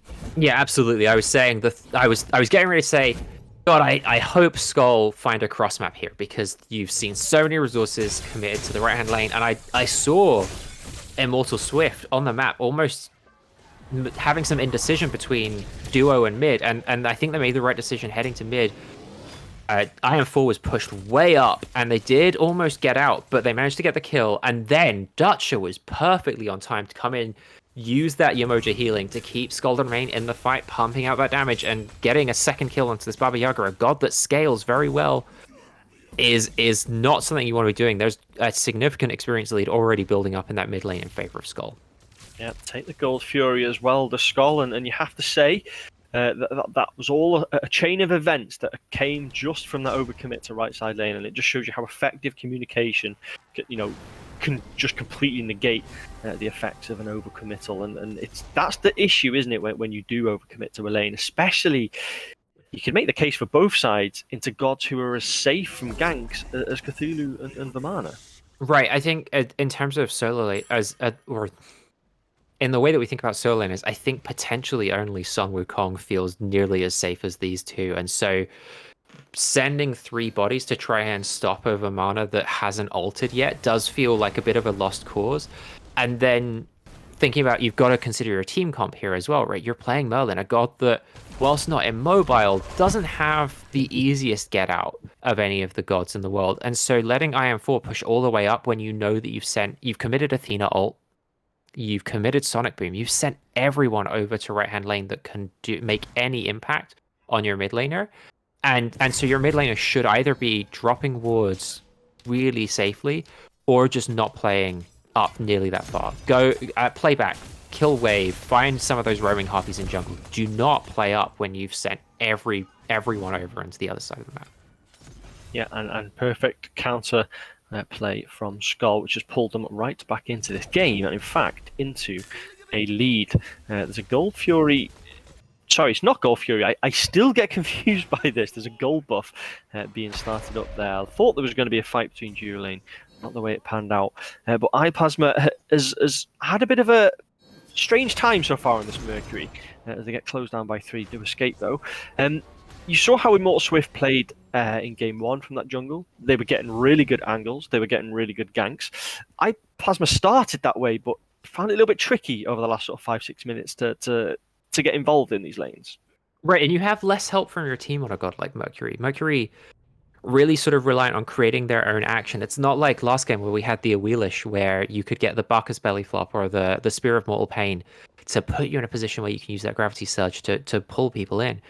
You need to be doing a lot of this yourself on Mercury. And not only that, but if you're not, you struggle to stay in the game. We've seen a Rage picked up here by Plasma, and unless you're getting kills, that item's going to remain unstacked, and you're going to struggle to hit all of your power spikes. Yeah, speaking of Rage, picked up by Reblossomed as well, and Crit has gone through some changes recently, but it seems at the moment that is the meta. There's actually both ADCs have picked this one up. And where do you stand on Crit Haunting? I know it's had its critics, and I'm not a huge fan of it myself, if I'm honest. But what are you saying of Crit?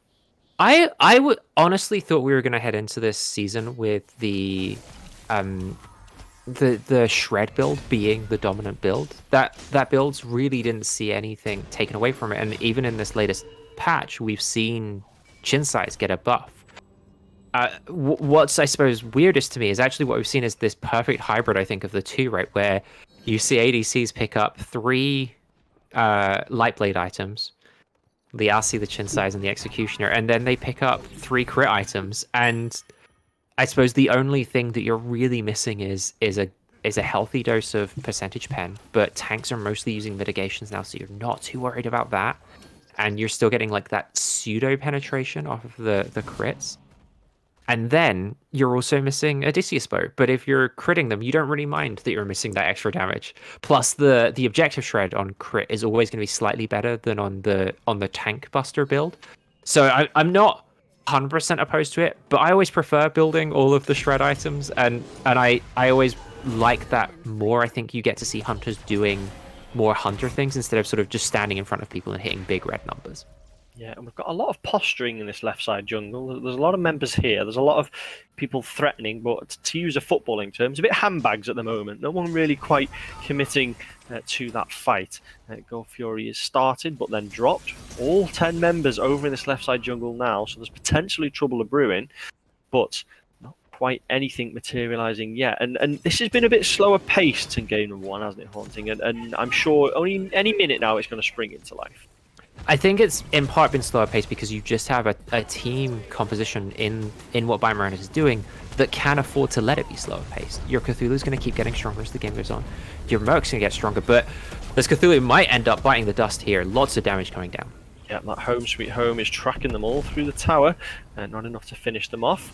But it does mean they are now out of the fight, giving the numerical advantage to SKOLL. But SKOLL don't seem to want to do too much with it yet. They are hovering the Gold Fury.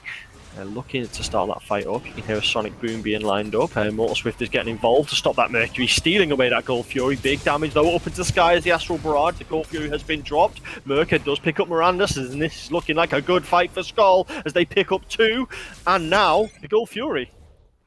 I think one of the worst feelings in ADC is when you're playing Rama and you hit 4 and you're like, it's all right, I can wait this out, my team's gonna come and save me. And then you look down and there's 4 enemy team players all around you. You're like, well, I guess I just die here. And SKOLL able to get the other kill there as well, and the Fury.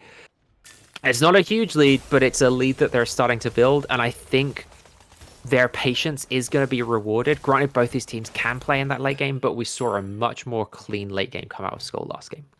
Yeah, and one thing we saw there from Mirandus, and it's only a small thing, but I just love this from a team, is Gold Fury is gone, let's just take Pyro. Let's just damage limitation, we take Pyro, we limit the gold lead that they're about to get, and it's confident play that this is a team who you know, have got that mentality.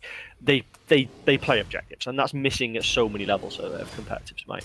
It's a phrase. Do you want me to tell you a term that I learned from jungling in League of Legends that I think is really applicable to that, which is I've heard a coach call it ping-ponging objectives, where if you see your enemies on one, you reply back as if you're playing table tennis by immediately taking the other one. Yeah. And the other side of that, though, is you can rally with yourself, right? If you take one objective, the thing you should do, if your opponents aren't there, you carry that momentum forward. So you're always bouncing between objectives. The thing to do, though, is to try and bounce when your opponent is bouncing. And we saw that done really well there by SKOLL. Yep, and beads coming out from SKOLL main there. It's quite a big pickup for the mid laner. Dutcher, though, picks up Reblossom over in this side, and that's actually a pretty big kill, because that's now quite a lot of pressure on this left side lane, because many members of Mirandus are over in the right side jungle. Are they looking for a retaliation? But once again, they're committing a lot to a fairly safe mana, but those crits are starting to hit now. That anti-heal is online from that Tainted Steel, and Znopper is surely a matter of seconds away from falling down here, but they have got a little bit of mobility, but they do go down. Traumatized eventually gets the kill, and this is quite a big commit to this solo lane, Haunting. But they're going to get 2 kills for it. The real question is it worth it? Because they've lost 2 tier 1 towers in response to that, and we're going to get some serious damage out onto this tier 2 as well, all before Reblossomed even is able to get back out onto the map. So lots of damage done to the map by SKOLL there, and still maintaining the lead, whilst Mirandus do pick up some important kills. I still think I favor SKOLL in this one. Yep, SKOLL main picks up IM4. As soon as that home sweet home was initiated, it was only a matter of time, like a fish in a barrel trapped underneath that tower. And that is one of the advantages of Baba Yaga, isn't it? When you're pushing a tower, you get a home sweet home cast either side of it. You've got nowhere to go.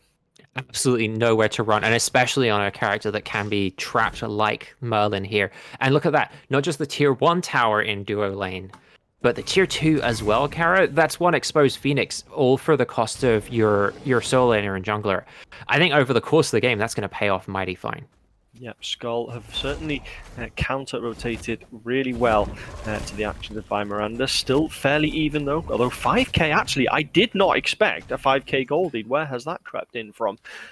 This one is bubbling along nicely. And the longer this game goes on, sort of in this fairly even state, sort of kill-wise, I guess you could say a 4k lead is not that even. But who does this favour? Because one team has got a lot better team comp in my eyes than the other. I think for me, this is all about SKOLL. The map is in a much better position to play. They've been showing that they're able to rotate a lot better. And Traumatized, again, I think it's just going to take a fall here because they weren't watching the map well enough. And you're going to keep funneling more and more money into these characters that just want to be online late game. And for me, SKOLL, they're just so much better positioned to take this long. And we've actually got the opposite to what happened a second ago. Split push happening in the left lane, but SKOLL may not mind too much because they may have a free shot at the Fire Giant here after they've forced quite a few members of Mirandus away. The Fire Giant has been started up, but this isn't a safe Fire Giant by any means. No Descent into Madness, though. No, that is true. No Descent into Madness, but there is a Sonic Boom available.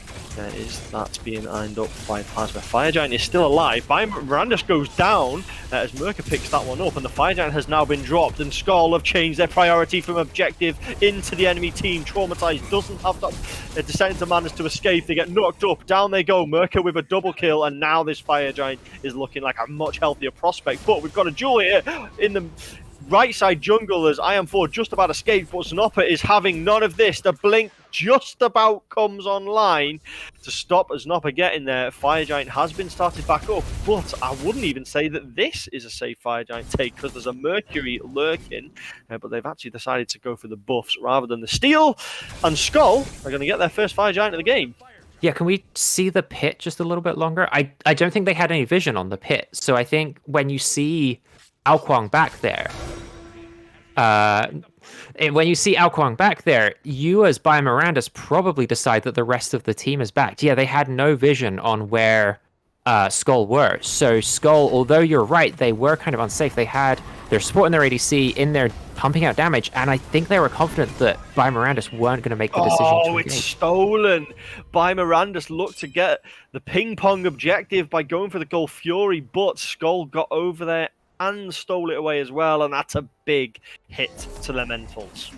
Absolutely, and we talked about it last game. Oni Fury is such a good Fury to pick up in this or in any instance of your team. If you're behind, it helps you stem the bleeding. If you're ahead, it helps you push ahead even further. And when your team has Fire Giant buff on all 5 members, I think we're going to see some demolition happening on these towers across the map. Yeah, and I think we're going to start in this right side lane to bring Mirandus over there, allow those Oni Furies to potentially get themselves underneath the Phoenix. But to be fair, they have been met in lane quite high up on the left side. Those Oni Fury minions may not make it to Phoenix. But SKOLL, they're gathered in right side lane, and I think you're absolutely right here, Haunting. The next objective is those 2 towers. And once those go down, this is going to be a really hard map for Mirandus to play, because if you've got 2 exposed Phoenixes on opposite sides of the map, I think one of the places where the map really does feel bigger right now is in those bases. It feels like it takes a much longer time to cross the base and defend.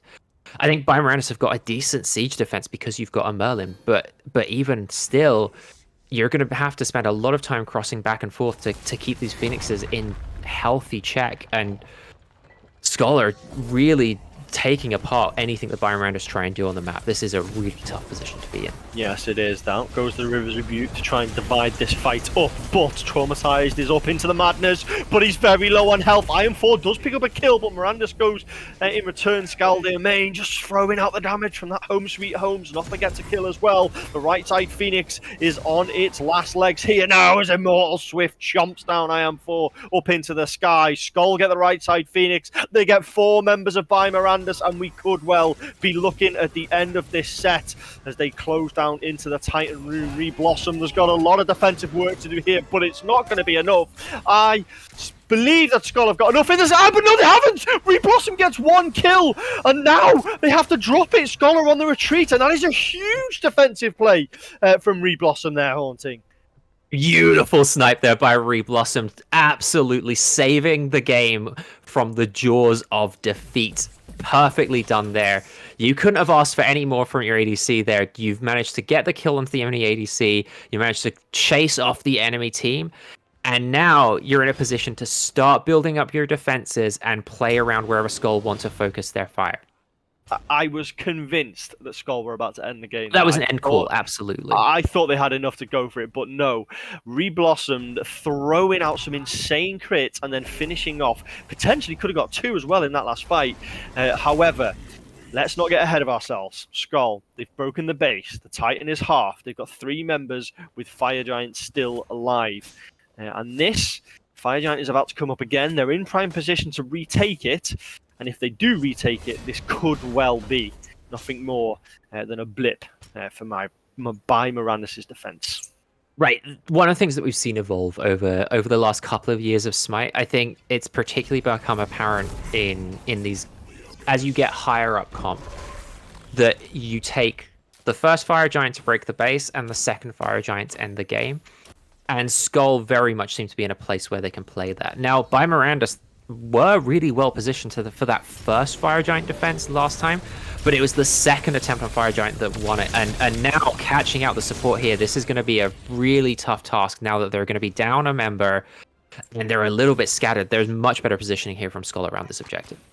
Believe me, the irony is not lost on me that, as you say the line, Mirandus is well positioned. Mirandus gets caught in a bad position and potentially killed in what is the last team fight. But up in the sky is the Aspal Barrage, and they don't steal it. But what SKOLL do get is a lot of low health members of Mirandus on the retreat. All 5 members still alive with Fire Giant in hand. There is no Phoenix on this right side. Mirandus are going to have to do some incredible defensive work to keep this one alive, and it's now going to be even harder without their mid laner. 3 members alive. This is a tough order. We get a quick shout out to Judas for catching that snipe. I didn't notice where the Rama was at all, but this is all about to blow up in their faces. Yes, it is. As Plasma does get 1 kill, is it going to potentially be enough? Titan does get reset. That's going to be helpful. A little bit of health thrown back onto that Titan. 3 members against 4. You'd still favour the team with the Fire Giant as Immortal Smith gets 1, but they're taking a lot of damage to the Titan in retaliation. Reblossom once again stands tall and says, no, get out of my throne room. Titan gets reset once again by Mirandus now. Matched in numerical advantage, but still down on Fire Giant. And SKOLL, with their tail between their legs, are potentially potentially looking to retreat here. There's the dashing by Miranda's. Double Tor gets 2 beads. That's good. May have got 1 actually. I think the ultimate came out from Merca. So by Miranda still on the pressure. But that, you have to say, was a very good defense, Haunting. And they're going to have to go again.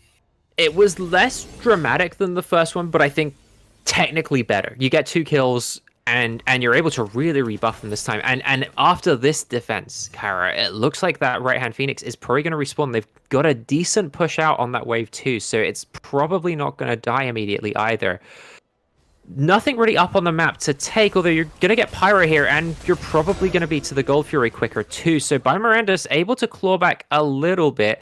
Still a significant lead for them to try and surmount here, but this is a much better comp to try and get back into a game with. You've got really good clear on these waves. You've got gods that scale much better into the late game than you had last time for By Miranda's. I don't hate their chances here, but I'm not really ready to bet against SKOLL either. No, and both teams group together quite well. Going in is Traumatized, though, looking to just cause some disruption, and disruption they cause as Scaldia main takes so much damage from this fight. Traumatized gets forced, though, as Merca gets cleaned away by Blossom, and this fight has started pretty well for By Miranda's, but there's still Fire Giant in hand on a couple of members of SKOLL. That home sweet home used pretty much as a zoning tool there to keep them away. And do you know what? I have to say, Haunting, the challenges keep getting thrown the way of By Miranda's, and they keep batting them away.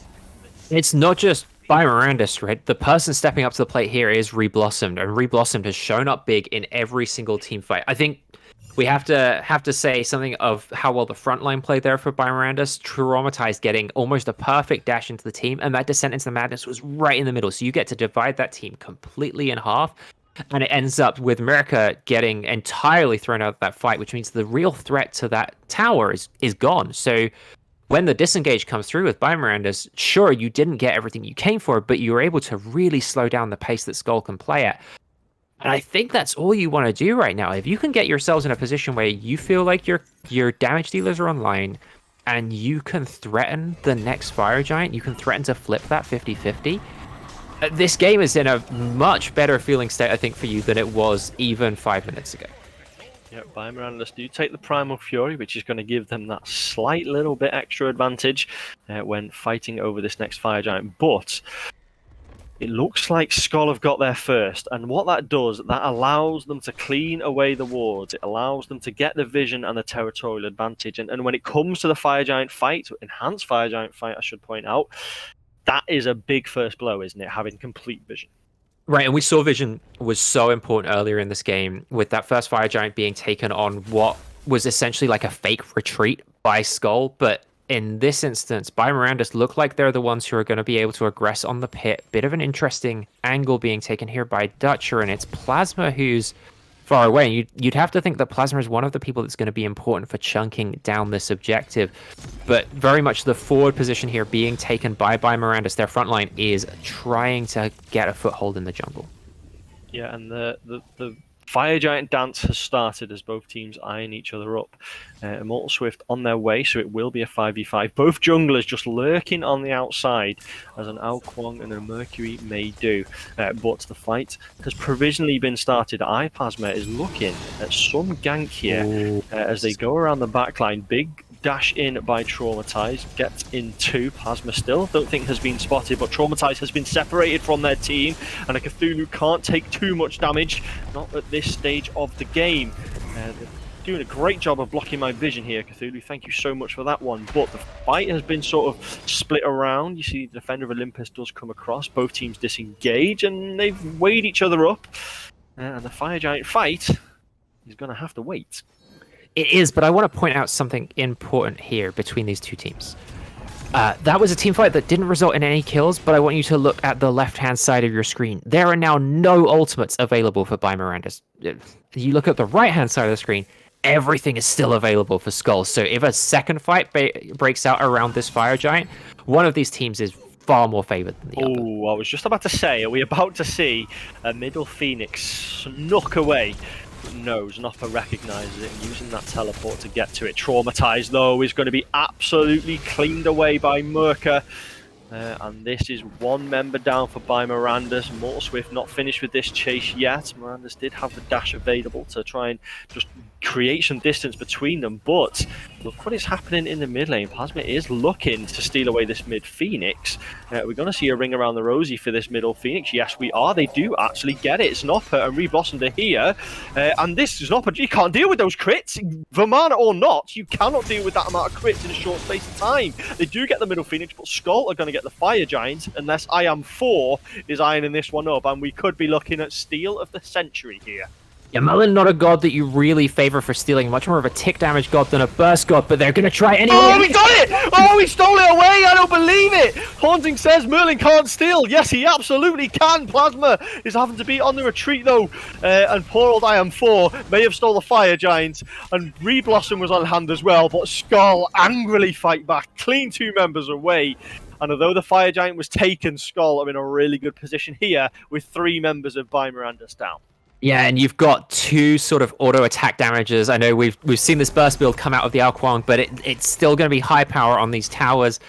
I think this is a really tough position for By Miranda's, but you said it's steal of the century, and I think seeing a Merlin steal Fire Giant is incredible. By Miranda's, this game might be nearly over for you, but you can certainly give yourselves a pat on the back for that one. Yes, big fan of that one. But SKOLL, no Fire Giant, and only 1 member of By Miranda's with it on hand. It was almost like a neutral Fire Giant. It may have been stolen away, but there's not really anything to gain from it. Boy, it must be said, you have to say Plasma did a really good job of stealing away that middle Phoenix, just to put that element of doubt in the mind of SKOLL for these next couple of team fights. Gold Fury has tentatively been started up, but has now been dropped. And yeah, you have to feel the next Fire Giant, I say this all the time, it could be really pivotal here because both teams are potentially just one big team fight away from taking this one. Although there is always the potential that we see that mutually assured destruction Fire Giant again that we saw this time. I think really Plasma sort of redeemed themselves with that with the Phoenix deal, because in the first instance of that Fire Giant fight, their Sonic Boom really didn't do very much for their team at all, and they actually ended up very separated from the rest of the team, not really able to do a lot. So getting that Phoenix was a huge turnaround for them. I really like it as a heads-up play, and now with the enhanced Fire Giant on them, it makes their job of trying to split push even easier, because they're going to be in a position to ignore backdoor protections on these towers, on these Phoenixes, and I think this makes them a really must-deal-with threat for SKOLL. And By Miranda's are playing the aggressive approach here. They have got only minion waves, only fire minion waves in mid lane, so they're trying to drag SKOLL away from that. But it looks like the rotation is happening now, and Fire Giant is still a long way from coming up yet. And By Miranda's rolling the dice a little bit here by being this far up and this aggressive, or have they earned the ability to sort of push up this high now? I think they really have earned it. You've got 2 carries, or 2 auto attackers, I suppose, at full potential to really deal damage to these objectives in the ROM, and Plasma on this Merc. So you're looking at taking down these structures pretty swiftly. Your front line has been playing great. I think the Cthulhu's died more than you would want, but has been really disruptive in these fights. So you've got the ability to push here. Like, that tower gets melted immediately, and then your wave clear is covered really easily with Merlin. I think this god's one of the best wave clearers that we have in Smite, and also just the damage that gets put out in these fights is pretty good too. That said, this game feels like it's really pulling to a big stalemate, and I don't know what it's going to be that splits it. I think there's potential for either of these junglers just to have a huge moment and turn a fight. But the way that each of these fights are going, it feels so hard to feel secure with either one right now. It just feels like anything is waiting to happen. It feels like we're stood in a room where the whole thing's been coated in gasoline, and you're just waiting for someone to drop a spark. Yeah, and one thing I always look for when we get to this stage of the game, because of course, at this stage of the match, losing one team fight, regardless of how many Phoenixes you have alive, could be game. So I always look for who's got the blockbuster ultimate, who's got the blockbuster ability that can really make the difference here. You have to say there isn't too many people on the side of SKOLL that could pull out an unbelievable blockbuster ultimate here. And I'd even say the same on By Miranda's. It's only really the Sonic Boom that could make a huge difference and just catch a lot of people by surprise. But Bimorandis have started this Fire Giant up, got it fairly low. SKOLL on hand. There's steal potential here, but there's also potential for Bimorandis to secure it. Bimorandis do secure it. They get the enhanced Fire Giant. Traumatized will be lucky to get out of there alive, as will Mirandis. Oh, the defender of Olympus just couldn't get online in time. Bimorandis now on the hard retreat. SKOLL may not have Fire Giant, but they've got the bit between their teeth. But AM4 fires back and gets a kill. Merca does get a double kill and kills the mid lane in retaliation by Mirandis. We've been here before. They're on the back foot. Oh, the Sonic Boom doesn't quite connect, but it does put them in a position to do some follow-up damage. But SKOLL says, no, down you go, Plasma. And by Mirandis, 2 members alive, facing 4 against SKOLL, and they are once again backs against the wall, and they will need some effort here to keep this one alive. But the member they've got alive is Reblossomed, and we've seen where this one ends, Kara. I don't know that I trust SKOLL to finish it here. They do have a huge numbers advantage, but they don't have the sustain of the Fire Giant, and it's going to take a lot for them to deal with Reblossom. But Zanoppa is on top of the carry, and this could be it. Yeah, Traumatized is pinned against the wall against 4. Traumatized goes down as well, and now it's 4 against 1. We've seen some defensive play in the Titan throne room this week already in SNL. Are we going to see another one? Miranda spawns just in time. 10 seconds till IM4 is alive as well. That's a big triple taunt, but there's not really the follow-up damage coming out from a Rama. Big damage onto the Rama, though. 4 members attacking the Titan. They've gone for the end once again, but they're stepping in and out of the throne room. They are resetting it. 3 members back alive, and now the chase is back on. The Riptide is going to be used to get people out of there. I don't know if they'll have enough to close the gap, but they've asked the question 3 times, and 3 times Reblossomed has had the answer. And tell me if you've heard this one before. SKOLL break into the Titan room, Reblossomed is the only person left alive, and the Titan doesn't fall. Does that sound familiar to you? It does. I think I've heard this story before. We saw some incredible defensive play in the first game we cast this season, and I'm talking, I don't know if you saw it, Haunting. 1 Hercules alive, 3 members of the enemy team, triple knock up, push it into Fountain to save the Titan. I didn't think I'd seen better than that this season, but I may have seen better than that this week, as Reblossomed 3 times keeps them alive. And once again, we're at the stage. Fire Giant is going to be huge, and that's what's going to happen in the next few minutes. Fire Giant could well again decide how this game ends. I don't think I've ever seen someone exemplify the philosophy of bend, don't break quite as well as Reblossomed has in this game. This has been truly impeccable levels of keep your cool, give up everything that you can that doesn't lose you the game, but never lose. And we've got to the point where Bimorandis actually have the slight gold lead in this game, despite having been behind for so long. Yeah, that's incredible that they've managed to pull it around. But it's been from these team fights. It's absolutely been from these team fights where they just, you know, last stand it every single time. But they, I'm going to quote a famous saying: they can't keep getting away with this, surely. I'm not sure they will either. It's disappeared from the inventory now, but on that last back we saw Skuldermain pick up the 3k power pot, so they're now at full magical penetration. They're at full tablet. They've got Reaver online. They're dealing extra damage to towers and phoenixes. I don't know if we saw any other 3k pots popped, but this is that point when your wallet starts to be important.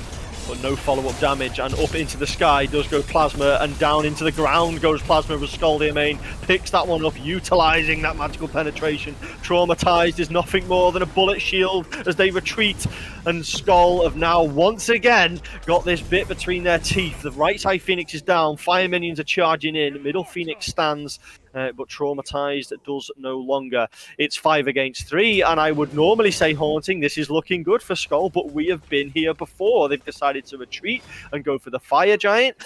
Would you say that's the right call?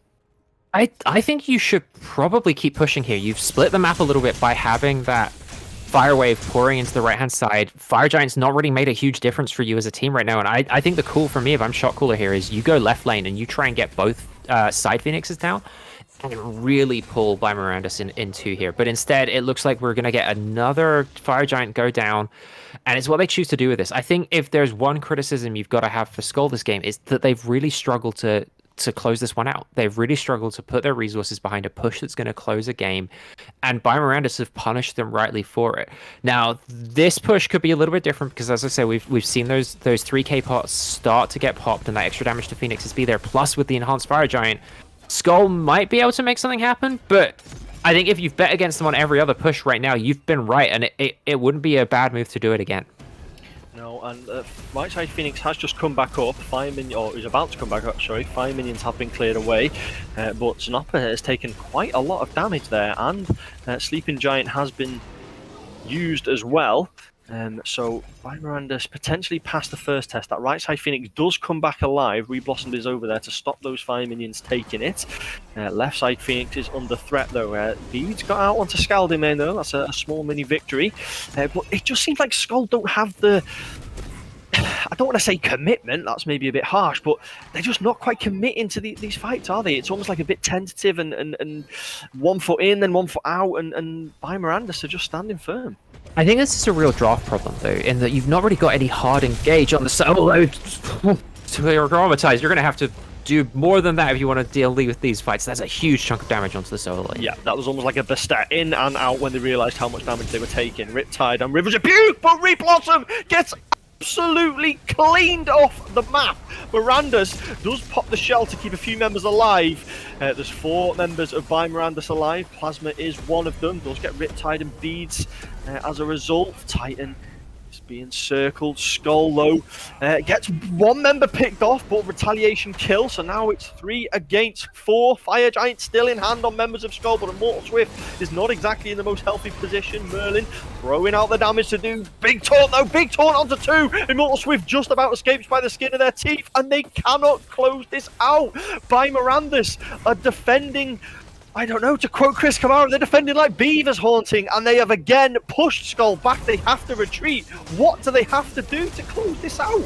This is a truly valiant defense, and I thought they had it. When they took down Reblossomed, I thought that's it. The hero's gone.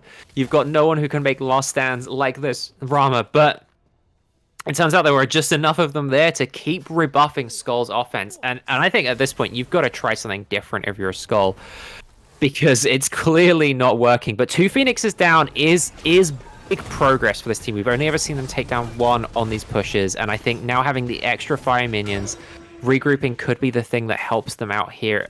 Another 3k pot coming through for the ADC this time.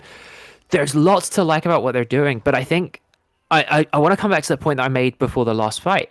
You've not really got any easy hard engage for SKOLL. You've got your support Yemoja is, relatively speaking, a backline support. River's Rebuke isn't an engage tool so much as a fight separator. You've got perhaps the knock-up on the execute from Ao Kuang, but that's not really a fight starter either. And then your other thing is Colossal Fury coming out from Vamana, but Colossal Fury, again, it doesn't tie up enemy members in the way that, say, Descent into Madness has those big knock-ups. So for SKOLL, it's really hard to identify what your go button in any fight is, and I think that's one of the things that's really been stopping them here. They can push, and they can push, and they can push, but when it comes to getting on top of the backline, if they're ahead of you, if they get an advantage, which is what we've seen Reblossom do a lot of the time they get dove, there's really not a lot that SKOLL can do to stop you. Yeah, and it's been absolutely fascinating to see how these fights go, and SKOLL have thrown everything they can at Mirandus, and this time they've got fire-only waves closing down onto Titan. Traumatize goes down, and surely this is the beginning of the end for Mirandus now, as another member goes down, but IM4 does get a retaliation kill. Mirandus, though, is potentially going to drop as well. Reblossomed taking the middle Phoenix once again, but this, of all the defenses they've had so far, they've not had a situation as bad as this one. 2 Phoenixes down, but they are going to clear those fire minions away, and this one, Haunting, just seems never ending. It really doesn't. It feels like we've been seeing this situation play out over and over and over again, where you get in on the Phoenixes, and then you just get chunked down by the backline of Mirandus, and you have to pull out, and then reconsider what your options are. And it looks like we're going to see SKOLL do this again, and there is really not a lot for them to do. I suppose their Fire Giant did just respawn, and they've got a pretty clean Fire Giant burn with this Ao Kuang.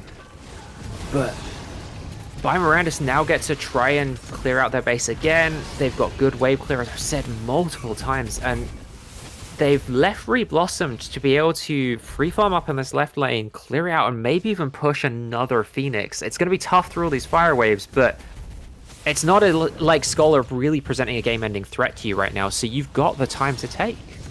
Yeah, this must be incredibly frustrating for SKOLL because they're not doing anything wrong. They're getting 2 picks, they're taking Firedite, they're taking a couple of Phoenixes, and then the anchor gets dropped by Mirandus and they just halt the progress. Okay, they've got Fire Giant again, but 2 Phoenixes are back alive. The Titan is rehealing. It's difficult because they have to get the picks and then do extra. Yeah. It's not enough to get the pick. They need a second pick. They need a third pick. In some cases, they need a 4th and 5th pick as well.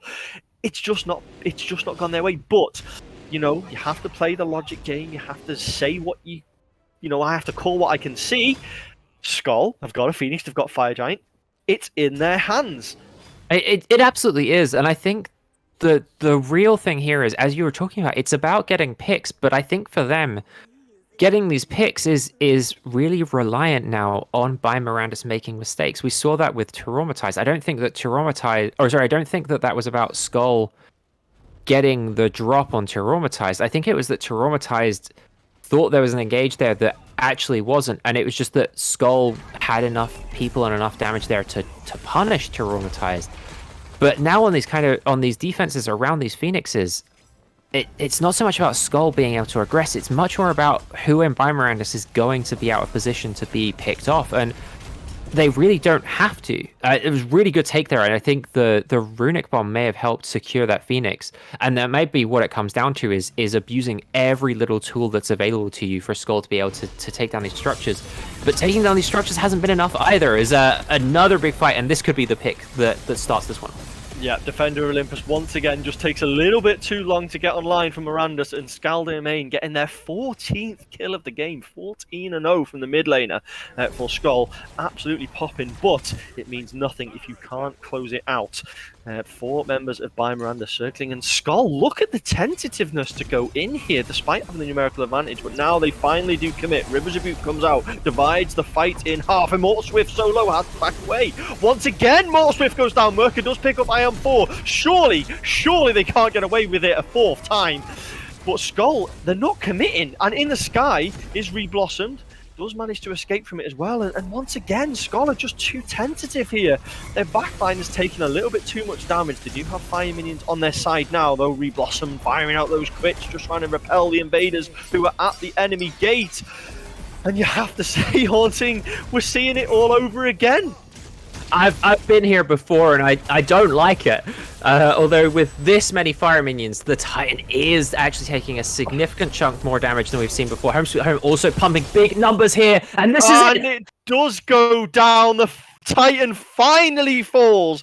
They knocked for a 5th time, and Mirandus did not have the answer, despite the best effort of Re-Blossom, and SKOLL take, I wouldn't say a comprehensive second victory, but they do take the victory and take this 1-2-0. It's not a game that you'd call clean by any stretch of the imagination, and if there are things that you want to really call out, it's almost the effort that was made by Mirandus to defend and keep that game going for as long as they did. We talked about it, the moment where they pulled ahead again in that game after being out for so long. The story of this game always feels like it's way more about the losing team than it is the winning team. Yeah, and some huge numbers on the screen here that we need to highlight. 73,000 player damage from Merca. 73,000 player damage, Haunting. That's crazy. We've got nearly 60,000 from SKOLL Main, but the most impressive numbers on that screen so far. And when you throw in how the game 1 went as well, 14-0 SKOLL Main. I don't think they fell first game either. Is that deathless set? I think that is a deathless set, and I want to draw attention to something else about that scoreline for you as well. It's not just the 14-0, it's 14-0-16. So that team had 33 kills, and SKOLL Main was a part of 30 of them. Now, so much of that game did come down to big, scrappy team fights at the end, but if your mid laner is consistently a part of the way that the game is going, you are able to funnel so many resources into it, and we've seen SKOLL Main makes good use of resources. This is going to be a player to watch, I think, in this division moving forward. Yeah, absolutely. And as I say, we are on a tight schedule this evening. We have another game to follow. But before we go, Haunting, there is one thing we need to do. One thing for season 5 SNL, we are having team of the week. So we get a player each to pick as your highlight. It doesn't have to be from the winning team. You can have a perfectly good individual performance, even on the losing team. I think in my first game this week, I actually picked someone who was on the losing team because I thought they were absolutely fantastic. I will give you first pick. Who are you highlighting as your standout player on either team? Look, the numbers are in front of me, and it would be so easy for me to go with a numbers pick right here, but I want to go for the narrative pick. And for me, Reblossomed is the person whose name came up time and time again throughout that second game. And I don't necessarily want to give it to a player whose in-game performance was great, but that was a good in-game performance. The mental fortitude to see your back against the wall over and over and over again, and to rise to that challenge almost every time. I think for me that's player of the game quality. And Scaldio Main was probably sat there twitching there thinking, come on, really? Don't worry, Scaldio Main, you get my shouts for player of the game. Anyone who goes deathless, picks up 14 kills in a game, certainly gets my vote. So you two will certainly be in team of the week. For Babylon, Babylon Week 1. But before we shoot away, I need to tell you about game number 2, which is coming on this evening. We do have a second fixture for you. It's Friday night. It's, of course, Smite night. We will bring you Floppy Phoenix against Soaring Heights. And let me tell you, there's a little bit of a narrative to this one, because this is our Season 3 versus our Season 4 champions in the top division. And bringing you the action for this one, we have brought in the big guns from the amateur Smite casting scene. We have got Supersonic Blur and Kaizo, two people who were involved in the finals of the So You Think You Can Cast tournament held just before Christmas. So you are quite literally getting the best of the best when it comes to amateur Smite casting. And of course, Judas will be involved in that one as well. But I'd like to thank everybody who tuned in this evening. The stream will not be going off because the other game is following very, very shortly. So stay tuned. Go and get yourself a cup of tea, get yourself a sandwich, get yourself a biscuit, whatever it may be, and stick around for game number 2. But I want to thank Haunting for joining me this evening. It's been an absolute pleasure to cast with you for the first time and hopefully not the last either. And of course, a big shout out to Judas on production as well. But Haunting, I will give you the final say for the evening. How has your experience of week 1 of Smite Night been so far? Well, thank you for giving me the last word. And I think if this was just week 1, there is a hell of a season ahead of you. These teams are well positioned to keep the entertainment going throughout the rest of the season, and I think this is going to be a really exciting one to keep watching. Absolutely. And as with that in mind, stick around for game number 2, as I say, coming very, very shortly. Thank you, everybody, for tuning in. I have been Kara Gold. I will surely catch you on the next stream, which may well be tomorrow or Sunday evening, depending on how the fixtures work. But thank you all for tuning in, and see you all on the next cast.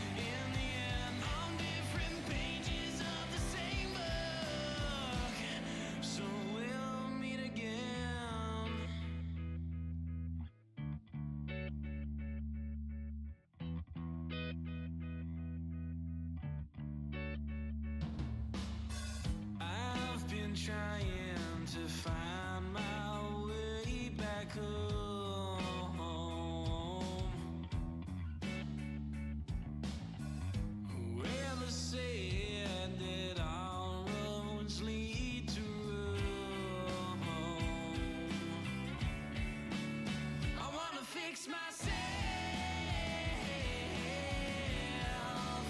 I wanna fix myself. I wanna fix myself.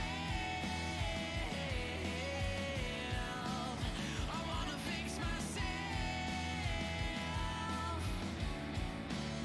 I wanna fix myself. I wanna fix myself. I wanna fix myself. I wanna fix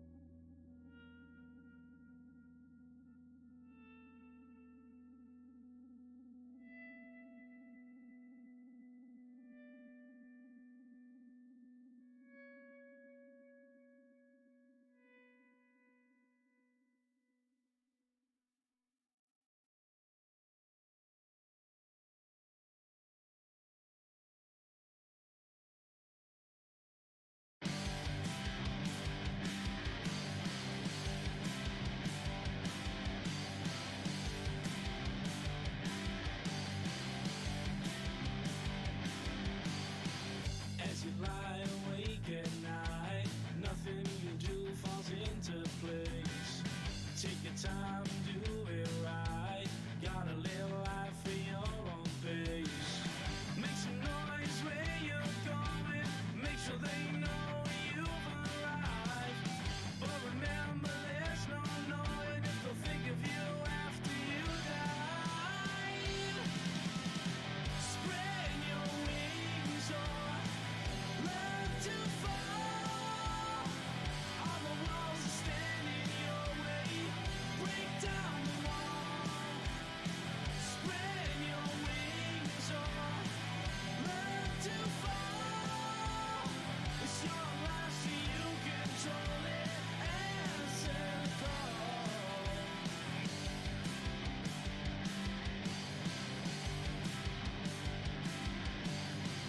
Open up a box of photographs, a can of worms you brought upon yourself.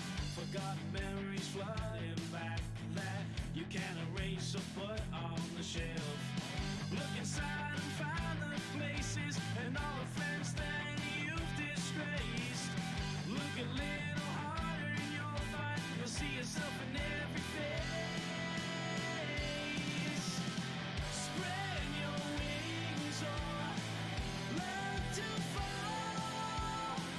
All the walls are standing your way. Break down the wall. Spread your wings or learn to fall. It's your life, so you control it. Answer the call.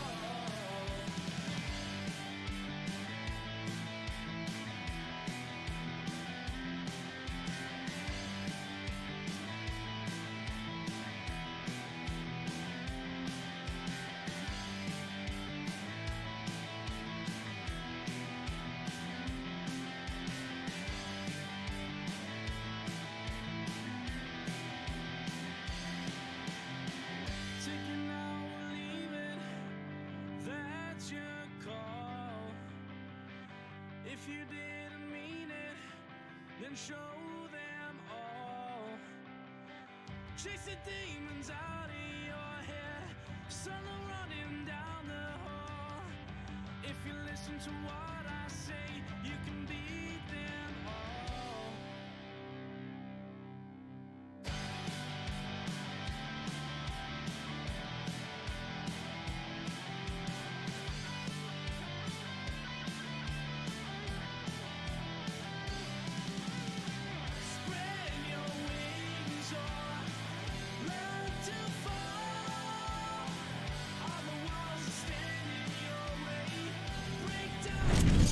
Well, good morning, good afternoon, and or good evening, Smite fans. Welcome back to the Smite Night Conquest League.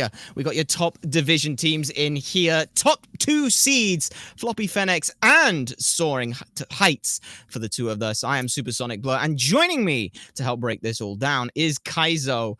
And looking at these two teams, there's a lot of conquest between these two. A lot of very good players across both of them here. Yeah, I would tend to agree with you on that, Blur. Particularly the mid laners here, I think is going to be a very storied matchup. Of course, you've got Farrakrick, who has a little bit of pro league experience, and then across the way, Kaizo, who, just to be abundantly clear with you, Blur, that is not me. So all of you EU players who keep DMing me, asking me, oh, Kaizo, you were in my game. Why were you so mean to me? Or Kaizo, do you want to queue some rank? Kaizo, I didn't know you played duel. That is not me. That is a different person. So I'm very, very excited, Blur, to be able to see what all the hubbub is about, because this guy's name is on everybody's lips recently. Yeah.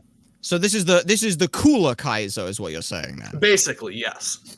Well, that sounds pretty good. And to anyone who's been around in the EU scene, like you said, a lot of these names are names you just mentioned. Kaizo, other side, you've got Farrakrick, Fails, Jacob HL. These are all names that have been very well known across the scene. So a lot of things between these two are going to be very interesting to see.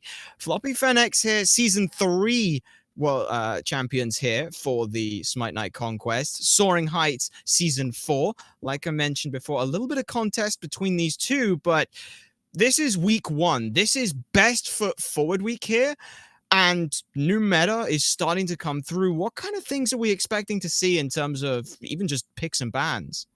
So things, Blur, have been getting a little bit weird here recently on the Conquest map, because we started off the season and everybody played Season 9 in Season 10. And that was fine for like maybe 3 or 4 days. And then people go, but what if we just played completely different Smite?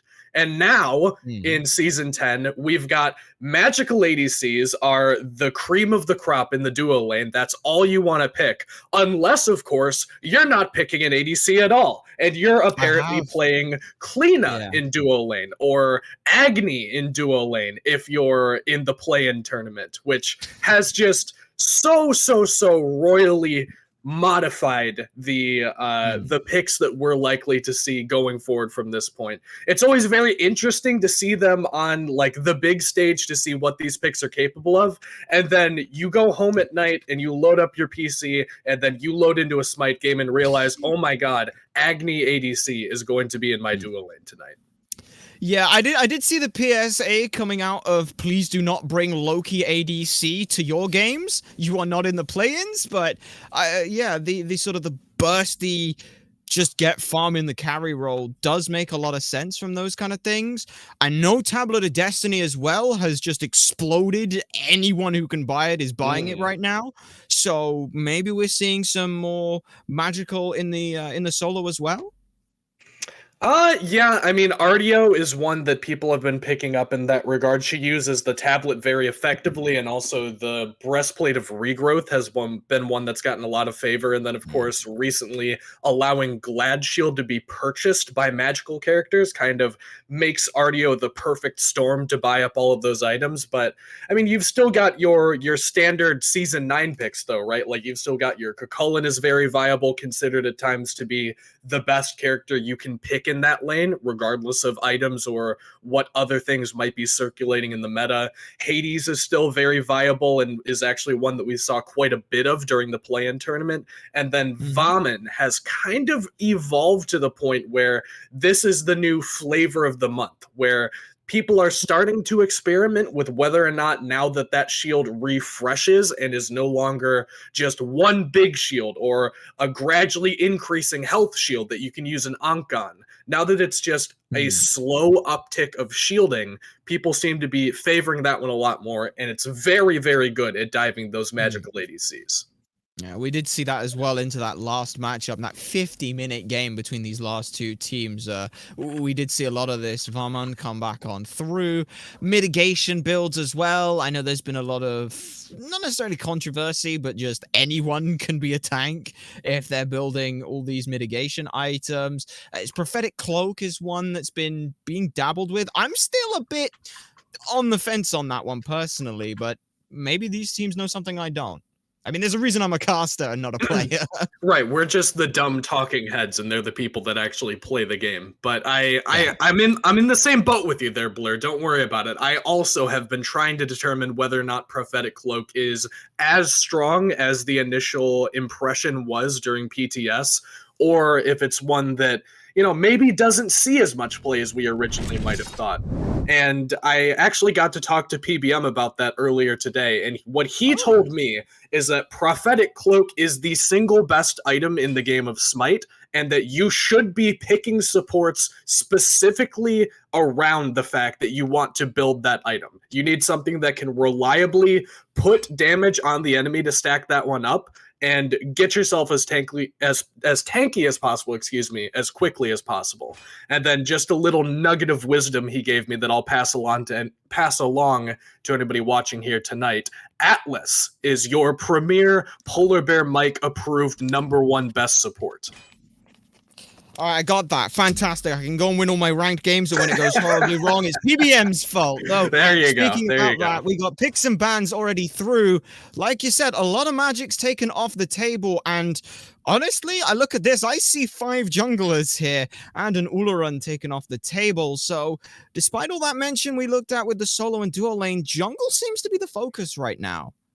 Yeah, jungle is widely regarded, despite how many picks how many bans you typically throw in the dual lane, to be your best carry role in the current meta. I think that solo lane was in that conversation as well, but as the meta's kind of played out with how wide the map is, how reliably you can get ganks off, especially early on, and of course with how strong Bluestone Pendant has been in the jungle alongside some of those other percent HP damage items that you get, jungle's just kind of at a point where you have to nip it in the bud before it becomes an issue. So I do like taking away things like the Ao Kuang, Mercury, Fenrir, and then maybe the Hebo, which could potentially flex into mid. You just don't want to give your opposing jungler an X Factor character that they can carry the game on.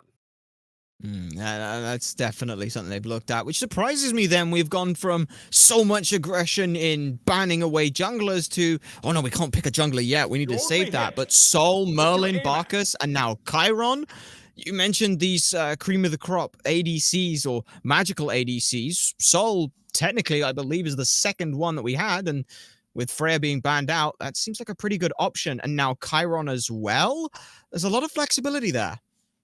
Yeah, Freya is, I should be a bit more specific perhaps. Freya is by far the best of those 4 magic ADCs, and then people kind of flip a coin on whether or not Sol or Oleron is going to be next. It looks like they're favoring the Oleron for one that you want to take away and not have to deal with, which does leave the Sol open. And once you have a magical ADC, Blur, the conversation typically circulates around, what are we putting in the mid lane? Is it going to be another magical character? Because then they'll build a whole bunch of magic defense and it won't feel as good. Or do you want a physical character? And Chiron is perhaps elite in the category of hunter mids that actually put out relevant physical ability-based damage, and does very well with Bluestone Pendant, Heartseeker, anything else under the sun alongside the Crusher that you might want to build in the mid lane. Just gives you a whole bunch of objective shred and a ton of damage on these tanks. Oh, you can see the last top pick there was the Jormungandr coming through for the Phoenix. As we go into the second phase of bans, 2 more junglers taken off the table by Soaring Heights, a Wheelish and the Thor, meaning that we are going to see this Susanoo come on out against this Najjar. Interesting to see how those two are going to match up. But before that, we got to see what ends up coming through for the front line here for our order side. Guan Yu, Ganesh. That is I'm very interested in how this com's going to work. Guan Yu's all about dive. Ganesh is all about peel. I love this dynamic in this comp, like how far and back they can play with this. Yeah, Ganesh is just crazy good into particularly Susano as well, who basically needs to get a bubble or pre-beads in They order will to all get anything done. obey I their was actually just goddess. about to mention how effective Susano is into particularly diving Soul. Chiron not so much, because obviously with 2 different ways to immune the knockups that he's got, it doesn't feel quite as good, but Soul is one that is very, very susceptible to getting pressured out by the Susano. And I was wondering what kind of support they might be going for to keep the Soul safe, make sure that she can put out that consistent damage. And Ganesh very well might just be your best option to counter a Susano in particular. He's not going to want to put his attention on the dual lane side, but I mean, if he doesn't do that, where is he going to be going? Like, there's not a whole lot of other places on this map that your attention feels worthwhile, on account of the fact that Chiron very safe into a character whose only crowd control is a knockup. Same thing for this Guan Yu, each of them having 2 different ways to immune that CC out. It's a very, very good look here for the Soaring Heights, who seem to have all of the answers, at least for what Fails is going to be doing. And very much so. And last pick here, Ishtar, a god who at Worlds was one of the top bans. Goes to show just how much everything is up in the air with that. But that rounds out both of the drafts. And with picks and bans done, it is time to see how this game is won. Let's go ahead and jump on into game. Game 1 between the Floppy Phoenix and Soaring Heights. We'll bring that through. And it is going to be Kaizo in the mid lane on this. Chiron, Zephyr taking that magical ADC So beautiful. over to the ADC role. He's so majestic in this skin. This is absolutely one of... Look at how goofy that is, dude. It's so good. I don't know if that's supposed to be a second guy behind him in the horse costume, but he's putting in work. So. He's definitely clocking in the hours. I mean, I'd kind of hope so, because, I mean, then again, this is the battleground of the gods. Would you really want 2 people? Does that technically mean that you could consider this account sharing if there's 2 people playing at once? Like, it's a scary situation, but...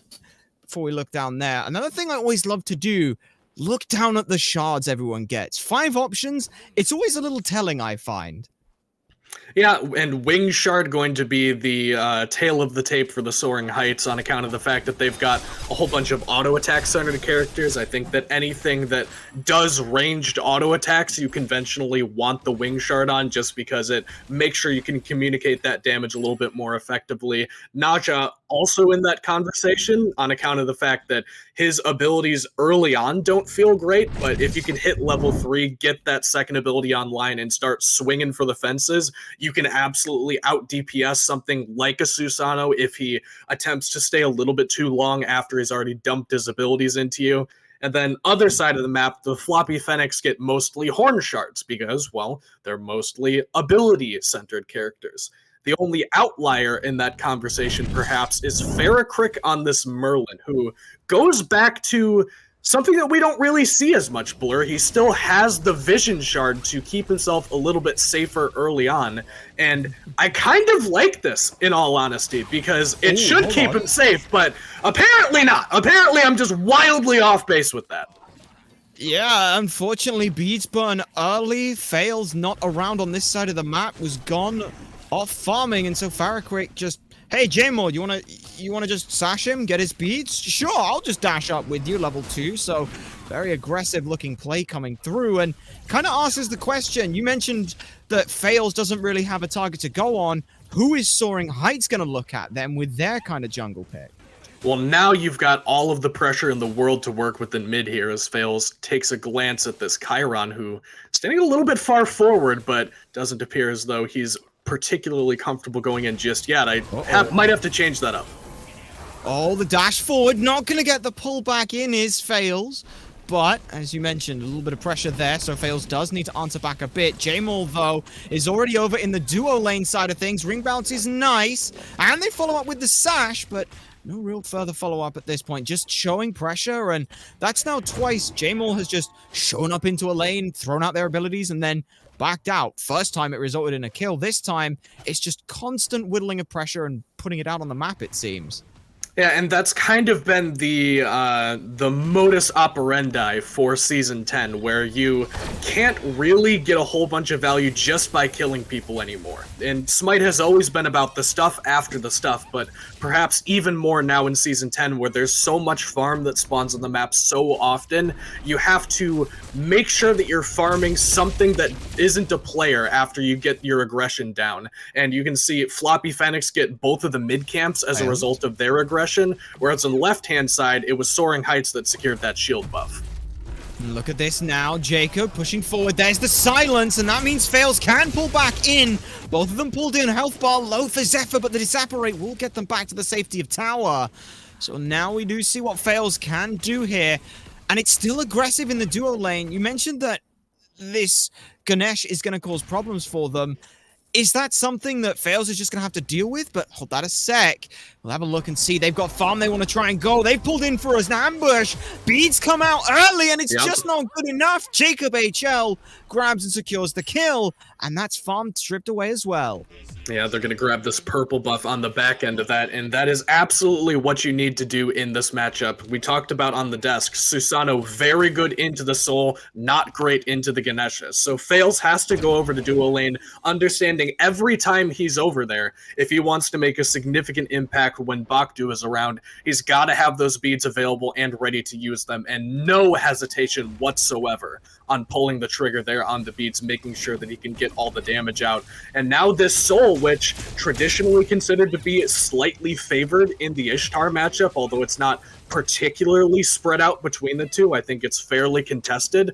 Once you give the Ishtar a lead, she's still abundantly capable of bullying this lane. It's not that physical ADCs aren't playable anymore, because I've heard that conversation a lot recently where people are saying, you know, hunters are bad, hunter's bad, mage good, assassin good, hunter bad. No, it's just everything else is very slightly better on an island in a vacuum than the physical ADCs. But now that Zolat's got this big lead on the Ishtar and they can start playing more aggressively around the duo lane, this is when things can get dicey for Zephyr.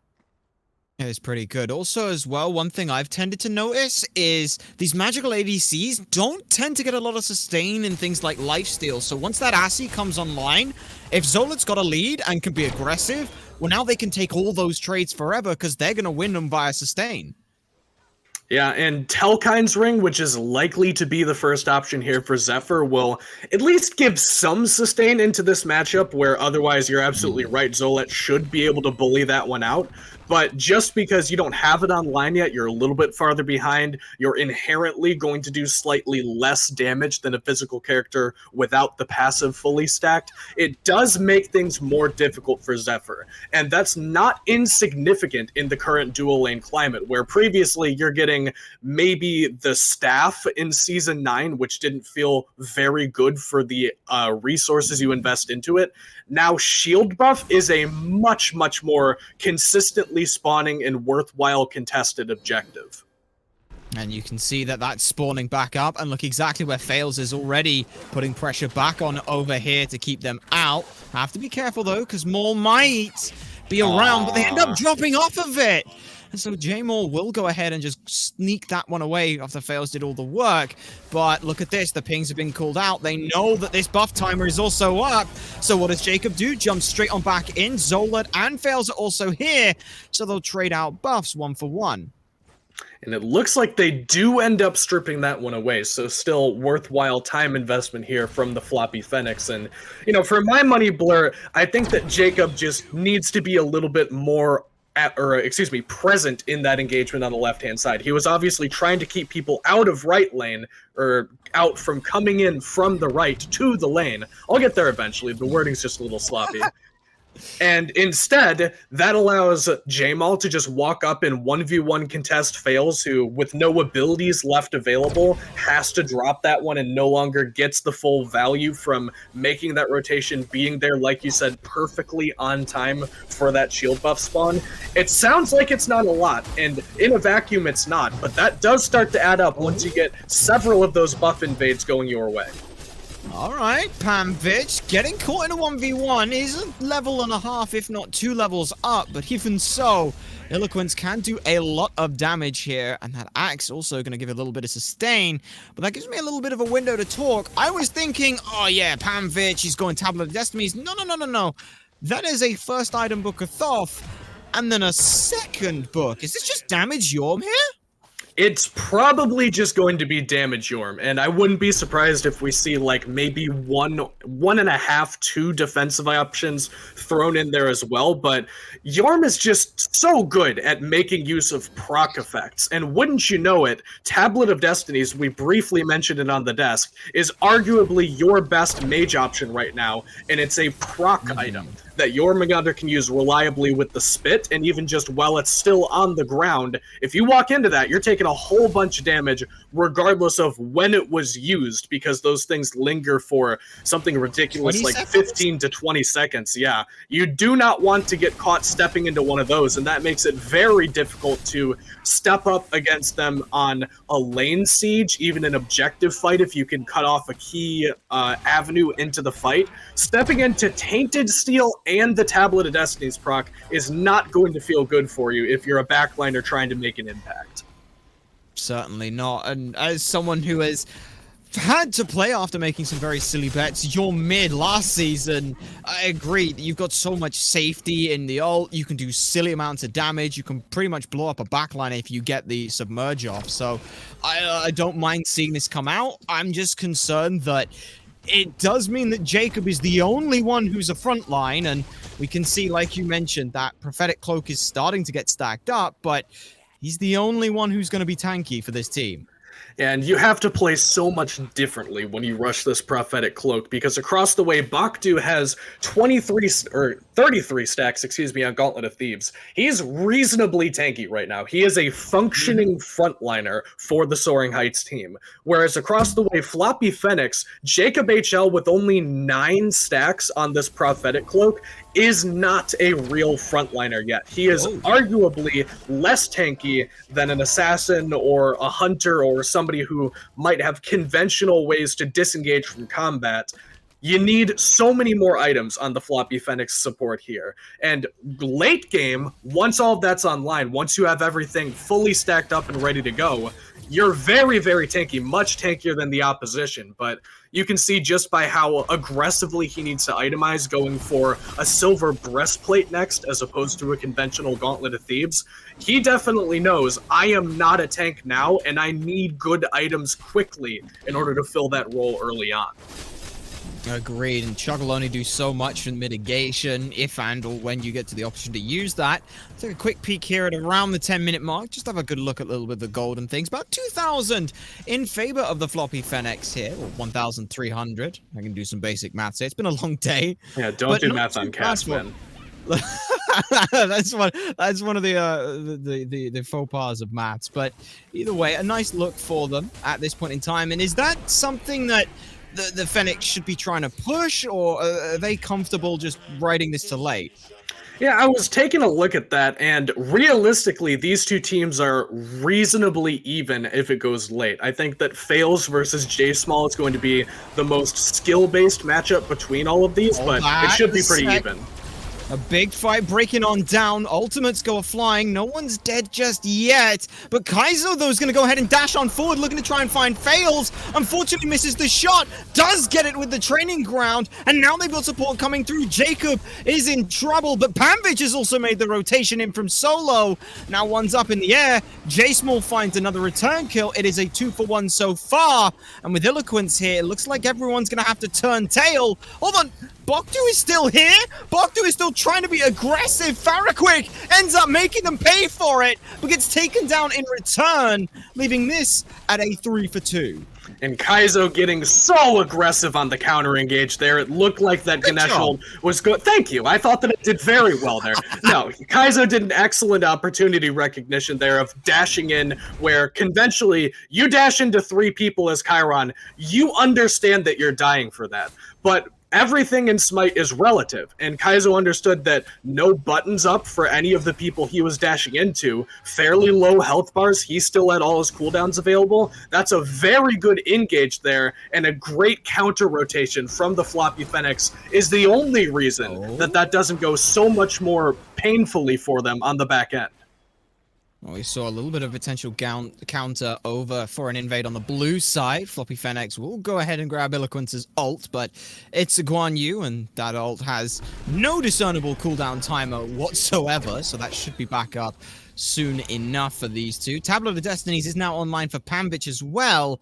It's about, what is that, 15, 20 stacks or so right now for Farrakrick. And the Book of Thoth, is it just build whatever power items have mana on it for this kind of a build, or is this just something that's player preference? Yeah, it's mana items plus proc, and wouldn't you know it, two of the best mage items in the game are both of those things in Soul Reaver and Tablet of Destinies.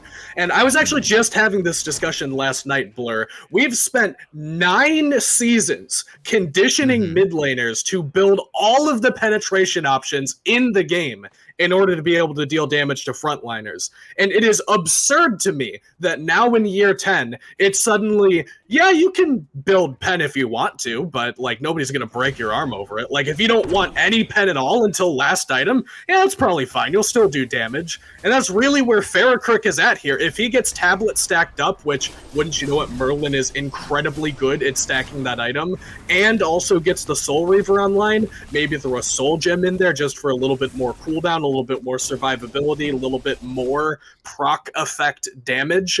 That's going to be all he needs for the next 20 or so minutes of this game. He's instead going to build one of those classic penetration options, but I'm really not convinced you even need to. I mean, the options, what? You got Divine Ruin, maybe a look at the Guan Yu heal, maybe the soul needs it, but as you said, these items, they just do so much already themselves that it's not too much to worry about here. We saw a little bit of a flooding here at the Gold Fury, and mostly just over these oracles for now. Jacob versus Bokdu. Both of them will throw that out, but the oracles do go the way of Fennec here, and 14 minutes in, we've seen sort of hovering at the Gold Fury. We've not seen anyone pull it just yet. Is there a particular reason they seem a bit gun-shy right now? There actually is, and that's an excellent question to ask at this point, Blur, because the Fenix do not have a way to pull that right now. We've talked so much about Farrakrick stacking up this Tablet of Destinies, Jacob HL stacking up Prophetic Cloak. They are so much weaker than the Soaring Heights right now, who have all their stuff online on the front end. No long-term stacking necessary. They've got all the damage right now that they could possibly have right now. So the Soaring Heights are actually the one that, despite the 2,000 or so gold lead, are technically in control of this game. The Fenix gold lead is reasonable and is worthwhile, but doesn't really translate into anything right now. All of their advantage that they're gaining from their itemization comes much, much later into the game. Which is why, despite the lead, they're kind of sitting on their hands and forcing Soaring Heights to make the aggressive plays. And, you know, when you're behind, regardless of how much you're behind, you don't really think about making those aggressive plays. And you already have a composition, double ADC with a Guan Yu, that you want to be late game on. So they aren't comfortable pulling it anyway. At which point, we're kind of in a weird waltz where both teams realize that their best opportunity comes much later in the game. Nobody's really comfortable pulling the trigger. Oh, I'll talk about that. Kaizo dashes aggressively into mid. Jacob's there and will force beads from it. Flop just to follow up because you can at this point. Bokdu pops their head on over, and it does seem to be like this mid lane is where that aggressive is. Kaizo's been the most aggressive player on the map by far for the Soaring Heights here. As looking at this again, look what's up. It's Oracles, so look where 3 members from each team are. They're at Oracles.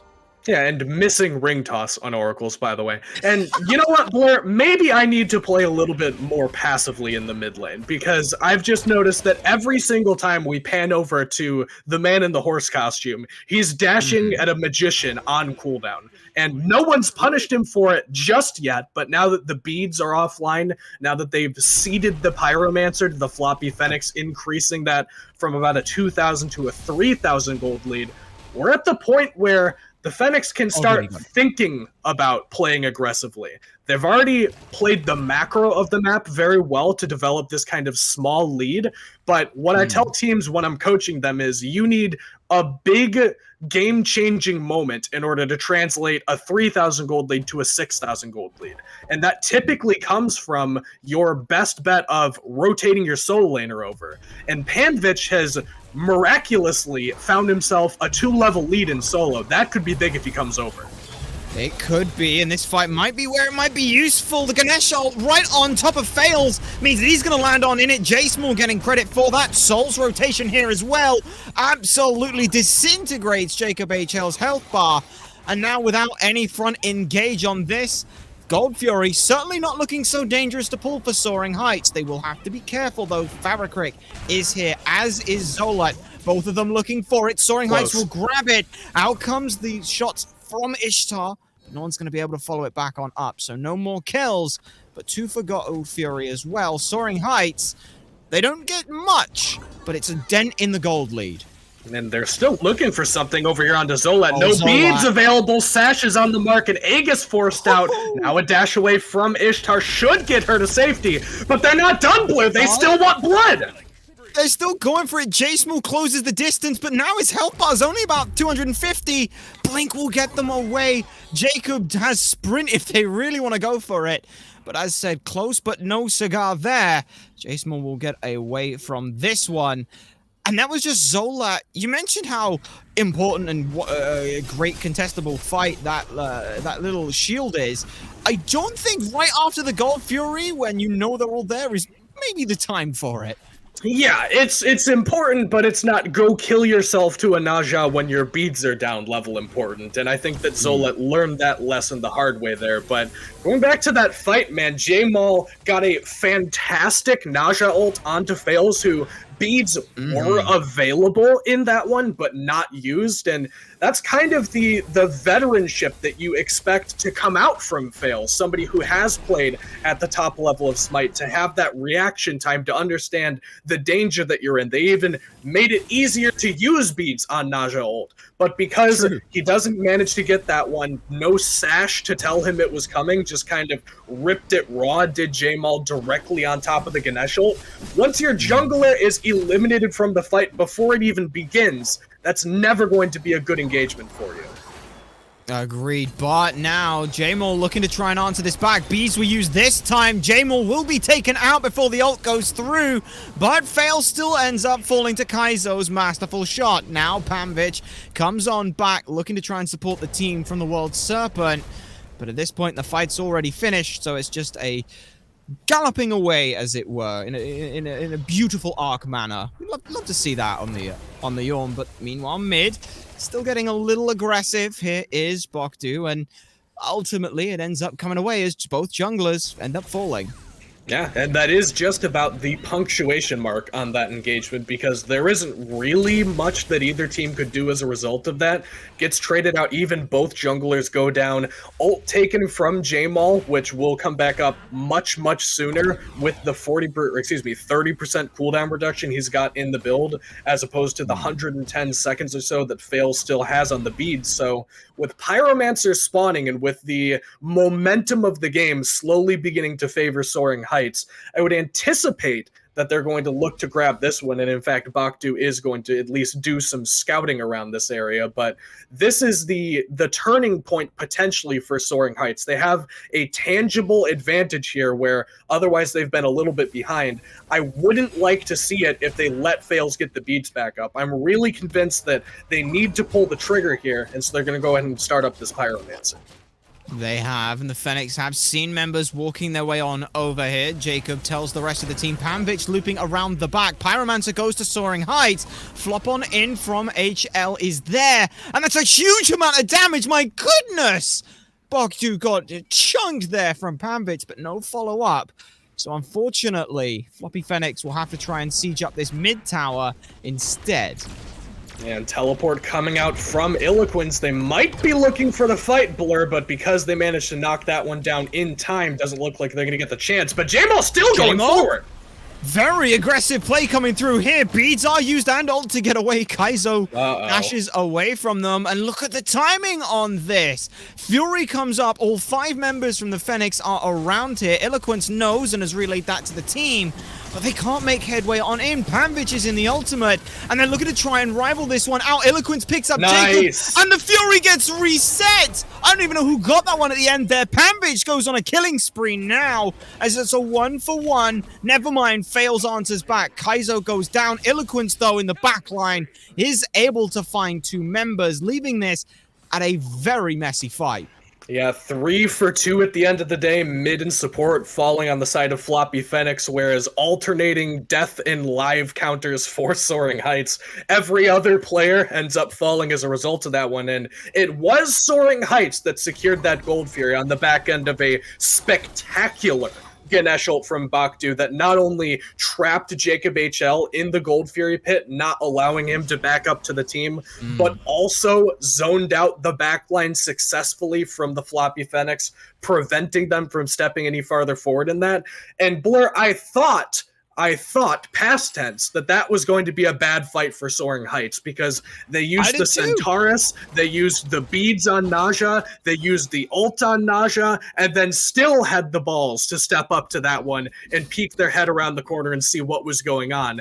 I'm not sure what might have stolen that one away. I believe it was Zephyr on the Soul that ended up getting credit for the final blow on the Gold Fury, but because they managed to only lose 3 and still pick up the Fury, ultimately it comes down to a wash where we're once again staring at each other and waiting for the late game. But now the difference is some people are already in the late game. Level 20 has been available for Panvich for the better part of the last 3 minutes. My man has been farming up an absolute storm on the mostly damaged Jormungandr.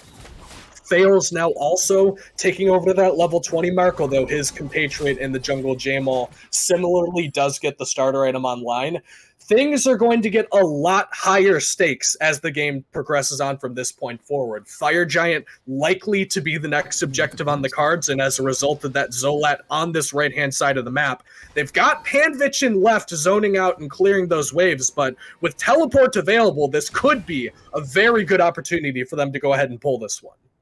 Yeah, I absolutely love what they're seeing here, though. Got to be careful. Zephyr will happily trade against this Jormungandr, but it looks like the teleport is coming on through, so this could be a 4v5 situation for a moment. Soaring Heights have about 15-20 seconds. They've got to hold off to get Zephyr in here, and Phoenix know that already. Look at them. They've started up this Fire Giant. It's Panvich who's on zone duty with Fails, keeping everyone out, but I think they're more looking for the fight. This Fire Giant isn't taking that much damage, and Panvich ends up calling it off, as do the rest of the team, but that's given enough time for Zephyr to make it at least to mid lane. Yeah, he could have been in solo side of the map, frankly, but stops for that mid-wave stun onto Eloquence will get the heroism shield off of Bakdu. Now Panvich seems to have found this soul blur and is looking for the kill, but I don't think that they're going to find it. Instead, the fight's on right side. Oh, there's a lot of damage into Farrakrick, put down to 20% HP, as counts the cavalry charge, and that will take them down.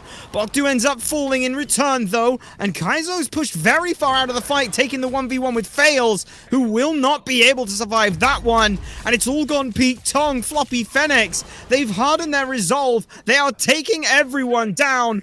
A deicide for your mid laner. Usually we say it's the supporter who dies and it's worth, but even so, this is still gotta be worth it, right? Yeah, still 4 for 1 on that one. And by the way, in all of that chaos on the right-hand side of the map, Panvich continued to hunt down Zephyr on the Soul and successfully 1v1 the late-game hypercarry that is Soul ADC. So if you had any questions for if this Jormungandr build is effective and what it's capable of, think soloing the ADC and coming out with 70% of your health bar intact. And the Phoenix are just doing a spectacular job of baiting out Farrakrick, waiting for all the cooldowns to come out when Soaring Heights play aggressive, and then re-engaging on the back end of it. They used Ganesh ult, Chiron ult, Naja ult, and Guan Yu ult just to be able to take down Farrakrick on the Merlin, chasing him all the way to the right-hand side of the map, overextending into the Fury Pit, which is just the perfect opportunity for Fails to wreak havoc on this backline and get in there and take the 1v1 against Kaizo, which he wins quite handily. And because they dedicated so many resources, so much time, so much attention to diving Ferrocrick on the Merlin, I don't know if Zolot, got under contest during that fight. His relics are on cooldown, so obviously at some point somebody noticed he was there, but he certainly was pumping out enough damage that you wouldn't ordinarily think that they put too much focus on him. And so now with a reasonable lead at this point, as opposed to the 2,000 that we've seen, that's been blown open to 8,000, Fire Giant on everybody but Ferrocrick, Primal Fury on the cards coming up next. This is crunch time for the Fenix. It looks good. It's gone from reasonable to realistic, and now Fenix looking to get that Fury they had stolen away last time. It's only Primal, so it won't necessarily help a whole lot on sieging, but you can see, just looking at the way Soaring Heights are playing, they're very shy about stepping up. They kind of don't want to be seen by anyone, not looking to make eye contact, and just watching these towers go down. There's a big coalition around this left-hand side. Is this something you try and hold here, as Soaring Heights look like they want to answer this with a yes, but then decide quickly, no, they don't want to. In fact, no, they really don't want to. Eloquence left high and dry all on their own. That might just be the window that breaks down the entire wall of this base here, Soaring Heights. Now 4 members versus 5 here onto the Phoenix, and it's just gone immediately. Sonaris throws out some good damage, but no one on Floppy Phoenix is interested in a fight. They already got what they wanted. That was terrifying to watch that from Fenix Blur. I don't think you can draw that play up better to 100-0 the full tank Guan Yu level 20 with a Sundering Axe and a Spirit Robe. That was the best CC chain I've seen in an amateur Smite League, probably in the 5 years that I've been casting. That was spooky, the way that they used the Ishtar small CC, and then going into the Blades of Retribution, Fails blinks forward to where Eloquence is dashing toward in order to catch him after that cooldown's expended. Bacchus sets it up perfectly on the front end with the stun. That was, I got chills watching that. And at the end of the day, it's just one guy dies, so they get the Phoenix on the left-hand side, but that speaks volumes to me about how strong this Fenix team is, how comfortable they are playing together, and the degree to which they understand this game. I cannot overstate enough just how impressive that was to watch. It's that one small moment that, it's the pebble that causes an avalanche there. Just step up a little too far, get stunned once, and that's it. So really great play. And now that left side Phoenix, how many times have you heard a caster talk about, the left side Phoenix is the most difficult to defend on? Well, now you got to remember Fire Giant. Oh, well, it's more Fire Giant's on the right-hand side of the map. Wait, why am I doing this? Your chair too. You explain it. Well, you see, Fire Giant's on the right-hand side of the map, so you want to be able to be on the right-hand side, and if you lose the left-hand side, then you got to be on the left-hand side.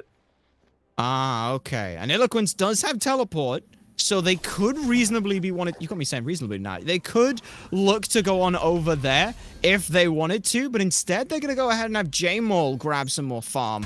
I'm guessing mostly to try and get that Heartseeker finished, but Fire Giant's already back on the map, and Fenix, they're more than happy to just go ahead and take this one uncontested here.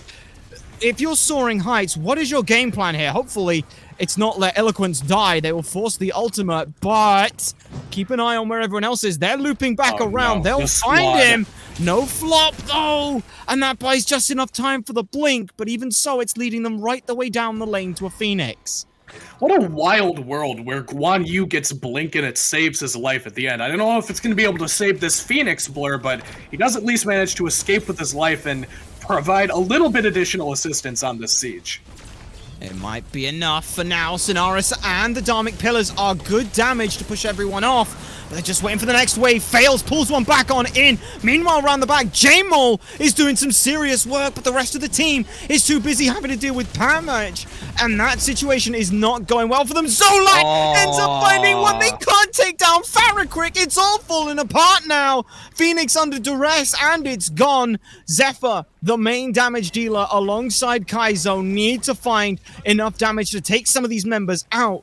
But even so, it's very difficult for them. Farrakrik is the prime target, but they're so far back they can't get in. It's Jacob who's eating all the damage, and now Fails finds a time and a moment to take him down. And that's going to be one more taken off the board for the Soaring Heights, who lose the middle Phoenix as well. Still 5 members strong, Blur. They might be able to end here. It looks like they're going for it. Pamfitch will lead the charge. Fire minions pouring on in. Zephyr can do as much as they can, as does Kaizo, but the Titan can't withstand enough. Fails may get shut down, but the Titan still ends up falling. Floppy Phoenix here take game 1 in a pretty dominant-looking fashion. Yeah, I would say so. I mean, the first probably 10-15 minutes of that game, it was reasonably even, but even during that period of time, Blue, they still had 2,000, maybe 3,000 gold in the lead. It never looked like Soaring Heights were firmly and confidently in the driver's seat. They stole away one of the Furies. They tried to play aggressively on the left-hand side of the map. They got some good jungle 1v1s on the right-hand side, but as far as the overarching macro perspective of the game, it was always the Fenix that once they got comfortable, once they got their items online, and once they got them stacked up, they were the ones asking all of the questions, posing all of the threats, and really taking the dominant positioning around the objectives, which was so important when the oh my god, I'm drawing a blank on the name. What is the Order team name, Blair?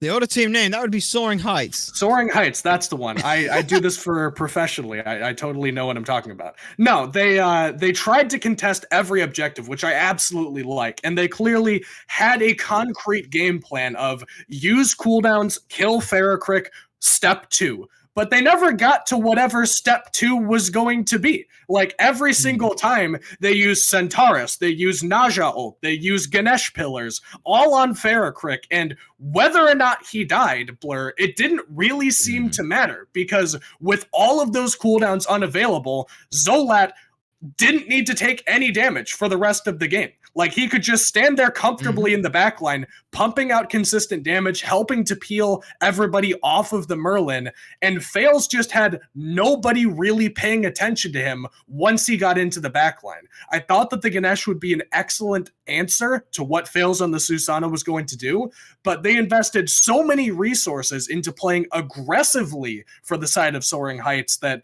the defense kind of fell to the wayside.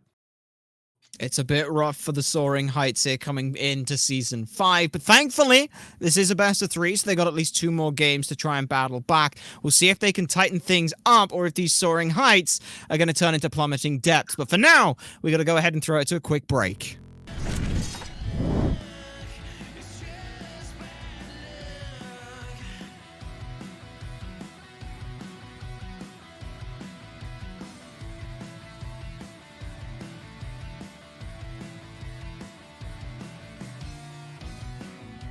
Standing where my fortune faded, where my rabbit foot was strayed, where my conscience was persuaded.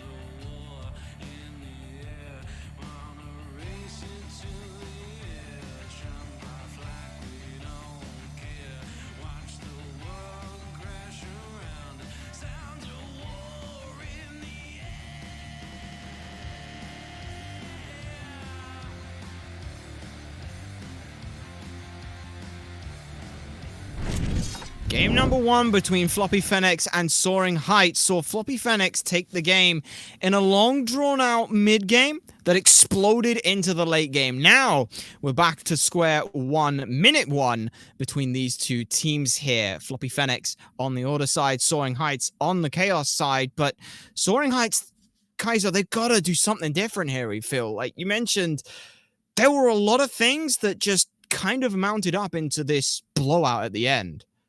Yeah, and every single fight was the same formula of try to focus out Ferrocrick and then see what happens afterward. I'd like a little bit more attention to be paid to keeping your own team alive as opposed to diving the enemy backline. Because the team that they drafted for Soaring Heights was honestly spectacular at playing front to back and grouping up as a death ball and just making sure that you whittle down tanks a little bit at a time.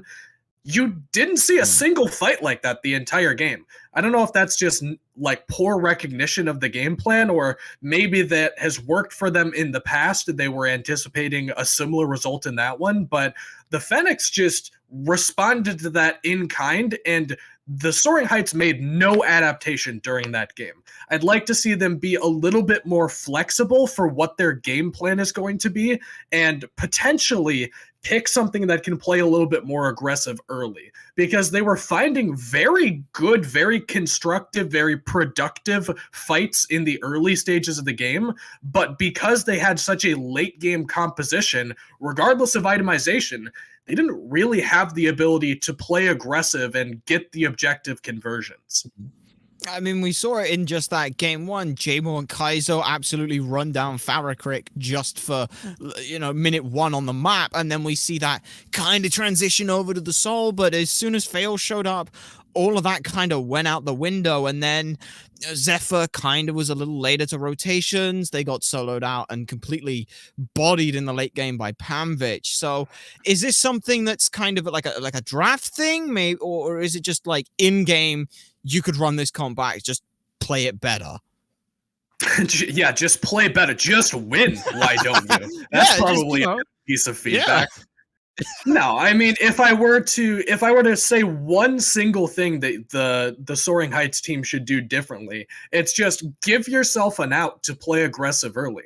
Whether that's make an early solo lane rotation to dual lane side, that's a very easy change that you can make. Just it's a quick teleport over, or just draft something that fights more aggressively early on. I think either one of those is a realistic expectations for giving them a foothold into that game. They just fell behind ever so slightly in the macro stage of the map. Just they fell behind in the farming, and then they never found a foothold back in. And the floppy Fenix, that's a tongue twister apparently, even though there's no tongue involved, it's all lips. They just sat on their heels and waited for level 20 full power spikes and then suddenly just rolled over them. I'd like to see them be punished for just waiting so long for the game to come to them. You got to play a little bit more aggressively and try to ask your own questions at some point. I got to agree with you there. And speaking about the game coming to them, let's go ahead and get on into the picks and bans. Pretty please, Judas, if we can, for game 2 here. Soaring Heights are actually on the Order side, and Floppy Fenix. To apologize for that slight mix-up, but nonetheless, here we are on in for game number 2. Let's have a look on picks and bans. It was a lot of junglers focused out last time, and by the looks of it, still the Ao Kuang and still the Flayer. We might be seeing a bit of a salty run back here. Yeah, everything looking just about as we expected it based on how game number 1 went. And they did top pick the Soul in this position previously. And with the picks and bans going the same way, they will likely have that opportunity again. I don't think that there was a performance on that pick that necessitates banning it out, but so that they're going to go ahead and take that one away from themselves, which should force the Chronos ban here on account of the fact that there's nothing quite left otherwise. But 0 for 2, Blur, not a great look, but I'll take one more guess before I strike out. This should be a top pick Chronos if you're leaving one magical ADC open. Well, okay, 0 for 3. You know. Okay, you know, hear me out. sometimes It could be Kronos in a Jormungandr costume.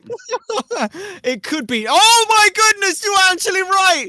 What a play. I was gonna say maybe it's the Fenrir they left open, or maybe it's a Kronos. Oh, they're Or maybe teasing hang me. on. Maybe it's a No! Jormungandr. No, I was gonna say. Maybe it was a Jormungandr in a Kronos outfit in a Jormungandr outfit. But no, it is just actually a Jormungandr. They're like outfit. Russian nesting dolls. It looked like it for a second. you do But Tanvich is not going to get the Jormungandr back. Tiamat, however, looks like it's going to go to Farakrik, and this kind of solves every problem. Like you mentioned, oh, die Farakrik, die Farakrik, die Farakrik. Okay, here's a god who loves to be in the middle of a team fight, and Yeah, is in- tanky when they do that. In Soviet Russia, Tiamat dives you. Like, you do not dive this mid laner. She comes to you and brings the fight to you. And Thor to go alongside it is kind boy. of spooky for the Fenix. Like, these are two gods that if you watch the play-ins tournament, Tiamat top pick, top banned, at least contested in 90% of those games, if I'm not mistaken. Thor banned out several times on account of the fact that every time it saw the Battleground of the Gods, it looked incredibly Wisdom shall impactful. be my You need shield. something to combat the global rotation potential, or at least semi-global that the Fenix have. And that's why I love this Athena pick. It is so incredibly good, gives you a very concrete game plan of force beads and then reap benefits that pairs Feel so my well with the blessing. nausea that they had in game number 1. I think this is a direct upgrade from where they were at in game 2. It looks to be that way, and like you said, this kind of helps build that more defensive comp that they're able to do, but it can still dive if and when they get the opportunity to. They have lost a little bit of their sort of zeal with the early pressure, and now we're seeing a lot of these hunters getting taken off the table, so Zephyr hopefully ends up on something that they are still comfortable with. I think one thing for me I would like to see is Zephyr rotate a little bit sooner. Like you saw in that last fight around Fire Giant, it's Jormungandr and Soul off in the duo lane, and Jorm, Jorm can just TP in. Soul has to walk the entire way. If that was mid lane, at least she's there sooner and she can get more involved. But we're looking across at the bands, 3 hunters and a Hucha lane. You mentioned that this is another one of those very strong gods early here. Definitely. But against the Jormungandr, what are you thinking pick-wise? Do you fight fire with fire? Do you just say, okay, the snake's going to do snake things. I need to be tanky. Where are we looking here? So I've seen Artio actually into the Jormungandr look pretty good, and please, dear God, lock in the Chrono so I don't look like I have no idea what I'm talking about. What's But it? Who's wearing a Chronos suit this time? It's Anubis this time. It's just Anubis. I should have known. I could see through the little eye holes that it was an Anubis. Oh, okay. No more talking about hovered gods until they're locked in. Finally, we get the Chronos pick, Blur. But to finish answering your question, I've seen Artio matched up into Jormungandr, and that's basically just your solo laners sit in solo lane for the next 20 minutes and just stack Prophetic Cloak and Tablet of Destinies off of each other and then rotate and become menaces. That's an option for them, but realistically, you're not going to likely pick anything to bully a Jormungandr unless it's something like the Kakolan with just overwhelming pressure. Realistically, you've got a whole bunch of options for you as for what is decent trending toward good into this pick. There's no insane counter necessarily, but you're not really starved for options either. It doesn't look like it. I was going to mention things like maybe King Arthur, you got Osiris, just something to hard clear the lane and match it, but we'll have to see what it is that the Fenix feel their fancy to go to.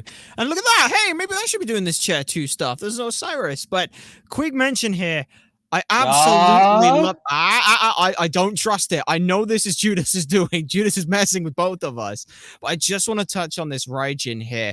Come, It feels very much like this. Oh, it is actually Horus. Interesting. Never mind. I was going to talk about this Raijin and ask you too how they close to feel the like sun. Merlin. But hey, it's a Horus. So what are Yeah. they going to bring from the solo lane? rotation potential is really what this one gives you, and it also provides a decent avenue to actually be able to burst down this Jormungandr, because the only way you kill this guy realistically is in a CC chain, because if you give him one frame to react to anything that's going on, he is pressing the 4 key on his keyboard until it breaks, and then he goes into the ground and you lose the chance to kill him. But Horus and Thor in particular give you such a good crowd control chain with relevant protection shred from the Horus, you get the opportunity to actually kill this guy. Plus, you already get out-rotated by this Athena from the support role. You might as well pick something for yourself that can match that rotation potential and actually provide you an avenue into some of these more adventurous fights where you go onto different parts of the map unexpectedly and make your way into these objectives much more quickly. It looks to be a very interesting light, and I love this Thor. I'm going to call it the Thorus combo now because the name just kind of works. Oh, so that's a lot of beautiful. rotation potential. It's going to see, that's the thing. If it sounds good, it It's might gotta be just good. be good. Yeah. Exactly. And we'll have to That's see the exactly rules. how that's going to be as we get on into game number 2 here. Soaring Heights need to win this one in the best of 3. Floppy Phoenix, though, they can afford to lose this one, but I don't think that they would want to here. As we start on off again, first thing I'm always doing, let's have a look down at some of the carapace, some of the shards here. Carapace for Bokdu here. Yeah, and I actually had a conversation with Dashboard pretty recently about what shards you want to get on supports, and then confirmed that with a couple of different other SCC supports around the scene. And a lot of it is just Horn Shard is generally, if you don't know what to pick, that's what you're grabbing, because your early tools in duo lane are mostly crowd control related, which are very effective for getting early kills. And then the Carapace Shard, if you want one big burst of damage. And it doesn't pair incredibly well with the Rom, who isn't exactly known for follow-up damage necessarily, but it does give you a very good step 2 once you taunt somebody. It's essentially a miniature Sunder until you can get that Sunder online. You can see Bokdu instead goes for meditation, which gives you more brawl potential in the lane, as opposed to the pick composition that Athena compositions typically lend toward. This is kind of a bridge item or a bridge shard to get you to what this composition will do late game. Curious to see then, as we see that Phoenix right now do get a little bit of extra clear on into that duo lane, so they will have a little bit of pressure here as Fails takes a fair old bit of damage going through from the jungle camps, but no minute 1 first blood coming through for Farrakrik, so already off to a good start. It seems that J-Maul's just going to try and farm this one out for now. Yeah, and Farrakrik goes again for this Vision Shard, speaking of, which we didn't really get to talk about in game number 1, just because he died immediately before he could place it down. But what I was trying to say, and might not get a chance to because Jungler's active on the left-hand side of the map, is Vision Shard in mid might not be a bad idea just on account of the fact that early on, you don't get a whole lot of chance to place wards. Oh, have a look at this. This is a bait that's calling a bait. J-Maul gets themselves caught in a bit of trouble. Rest of the team is there to provide some backup, though. Shell Force has his meditation. And so the bait that turned into a bait that was actually secretly a bait ends up much more of just a wash. Yeah, they double-crossed the triple-cross and ended up getting double-crossed on the back end of it, and Fails is going to have to cross up J-Maul once again here. We've seen this one before. We have taunt on forward, though. No taunt held, actually. Very late there. I was expecting the dash taunt immediately, but instead, do diligently holds that away and pushes Fails out. And it does seem like they're just going back to pushing down on this left-hand side. And is that really what these junglers need to be doing right now? It's a completely different ball game, surely. There's not a whole lot else you can do, but hang on, Bokdu's dashing in, Blur. That was that was very aggressive dashing in there. 3 members around, and they go ahead and just take it. J-Maul ends up falling. In comes the Raijin damage, though. Feel the thunder. And Zephyr will be the one to grab that. So it is a 1-for-1 trade out in the end. But Fails still gets that first blood. That just feels so weird to me that Bakdu dashes into 3 people, they don't realize what he's done, and then they kill the jungler instead. All of that felt wrong to me, but it certainly did seem pretty right once Kaizo came over on the rotation, and you could tell by the reaction from the Fenix that they were not aware that a Raijin thunder crashing into that shield buff pit was going to be a possibility in that fight. And Raijin is such a good character to return to the meta right now, on account of the fact that every single one of his abilities will deal damage and proc a technically a prophetic cloak, but also more importantly, Tablet of Destinies, which is so important right now. That's why Tiamat, the opposition mid laner, is so strong, is that she can reliably proc and utilize that item. And Raijin's one that we haven't seen for a while, but might just creep his way back into this meta if you don't keep an eye on.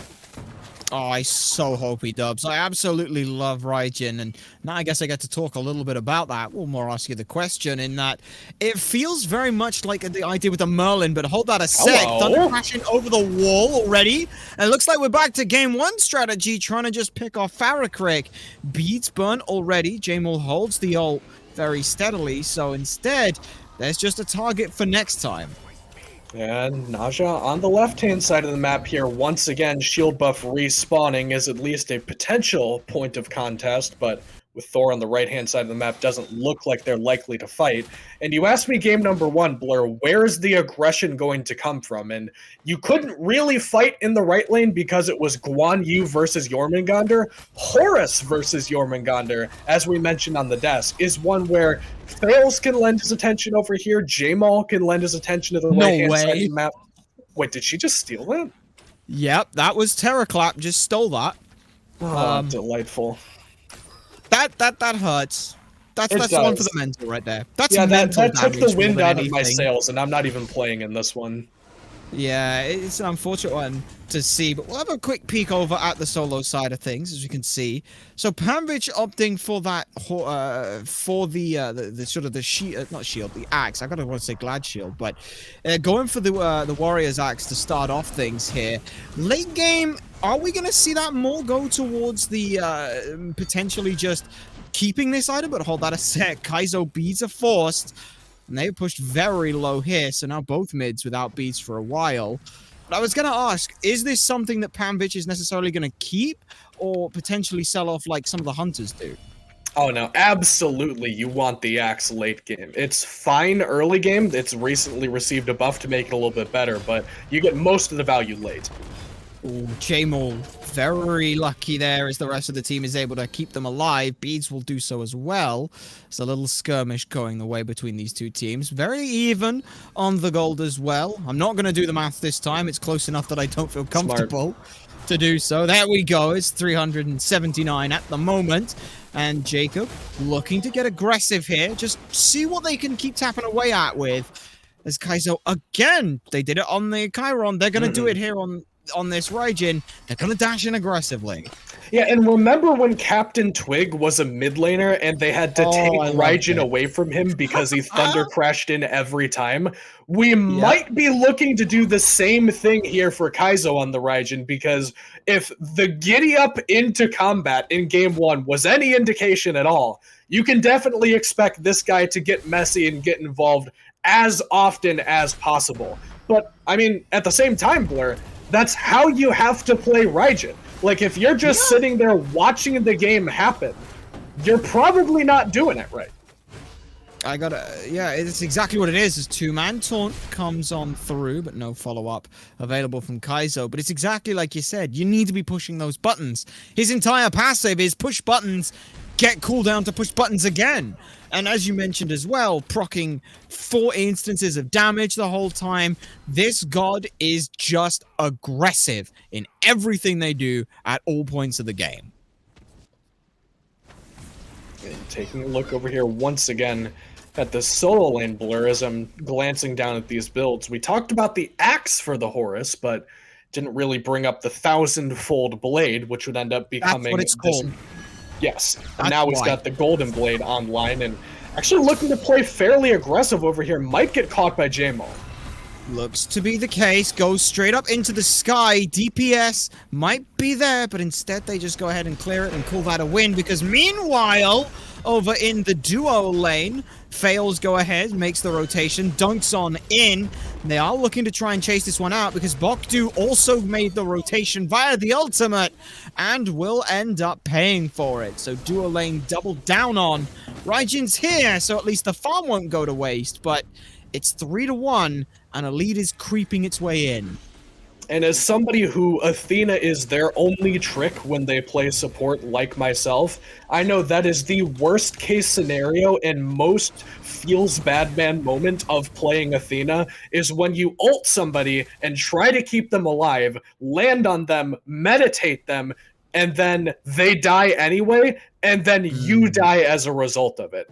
And I don't know if that was you can often hear top level teams talk about letting the Athena land from the ult and then getting the kill on the guy who was getting the mitigations just to get the additional kill. I don't know if that was the communication taking place from the Fenix, but it certainly did work out that way and end up getting them pretty substantial lead over here in the duo lane where they have this Chronos Blur that is a good character. Despite what the draft and everybody in a Chronos suit might tell you, this is a god that you could realistically top pick. And now they've given it a relatively sizable lead over the ROM. They could look once again to play aggressive on duo side. Certainly could. This has been my go-to pick for ADC for a while. It's just, what do I feel like playing? I'll just play Chronos. Because remember game one where I was asking, like, do both teams feel comfortable, like, going for a fight? And you're like, they're comfortable sitting on it. Now you've put a clock on Soaring Heights. You let this game go 35 minutes, Chronos is coming at you with an extra, like 50, 60 power. It's a lot of power. And you just can't afford to do that. Now he's got a Polynomicon online. No tower is safe. None. No tower is safe, and no bastion's safe either. Those both taken down by Zolat on the Chronos. No shield buff safe either, but that won't go to Soaring Heights, so at least they do manage to stem the bleeding over here in the duo lane, but right-hand side is where the action is. Looks to be that way. Pamvich comes on through with Fails for that classic Thorus combo.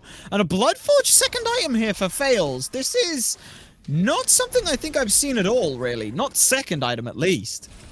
So well, hang on. There's more fighting in the duo lane. They're going to go ahead and get a stun onto Athena, who will dash away. But I will not claim to know your culture, Blur, but I have been told that you EU folk tend to like Bloodforge in the jungle. It's not really an NA pick because we don't see it pretty much at all where I come from, but all of the rumblings I've heard from people who play on the EU servers are that Bloodforge in the jungle is the new tech that you need to experiment with.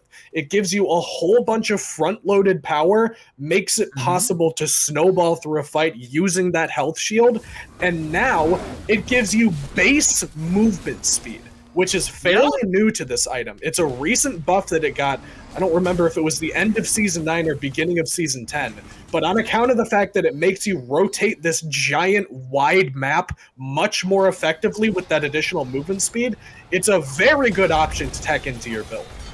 Ooh, well, talking about teching into build, another set of beads might be nice to have here. As all this over just the oracles right now, running it down. J-Maul needs like 1 or 2 more shots to get in, but it doesn't look like the Floppy Phoenix can find it instead. They will have to go ahead and disengage from this. Zephyr makes an early rotation, and I'd love to see this, but Zolat has also made the same thing, so both teams will have to call it quits there, but J-Maul took a hell of a beating there coming through, but just about made it out. And speaking of the guy with the Bloodforge, Fails does an excellent job in that fight of forcing just about every resource he possibly could have. He doesn't get any relics off of Raijin, but does get the Taiko drums off of him in that one. And even despite the fact no cooldowns available, low health, no mana, he still lands on top of Zephyr and forces the beads off of him after making a good engagement onto J-Maul and getting the beads on him. You realistically could not have asked Fails to do more in that one, and now, Blur, we talked about sitting on our hands, waiting for level 20, scaling up this Chronos. With all of the advantage that they just got from that fight, they could potentially look for something more aggressive on the map. You can see them positioning around this Pyromancer, which I believe game 1 they snuck away. Doesn't look like they're gonna be able to be sneaky about it on this one.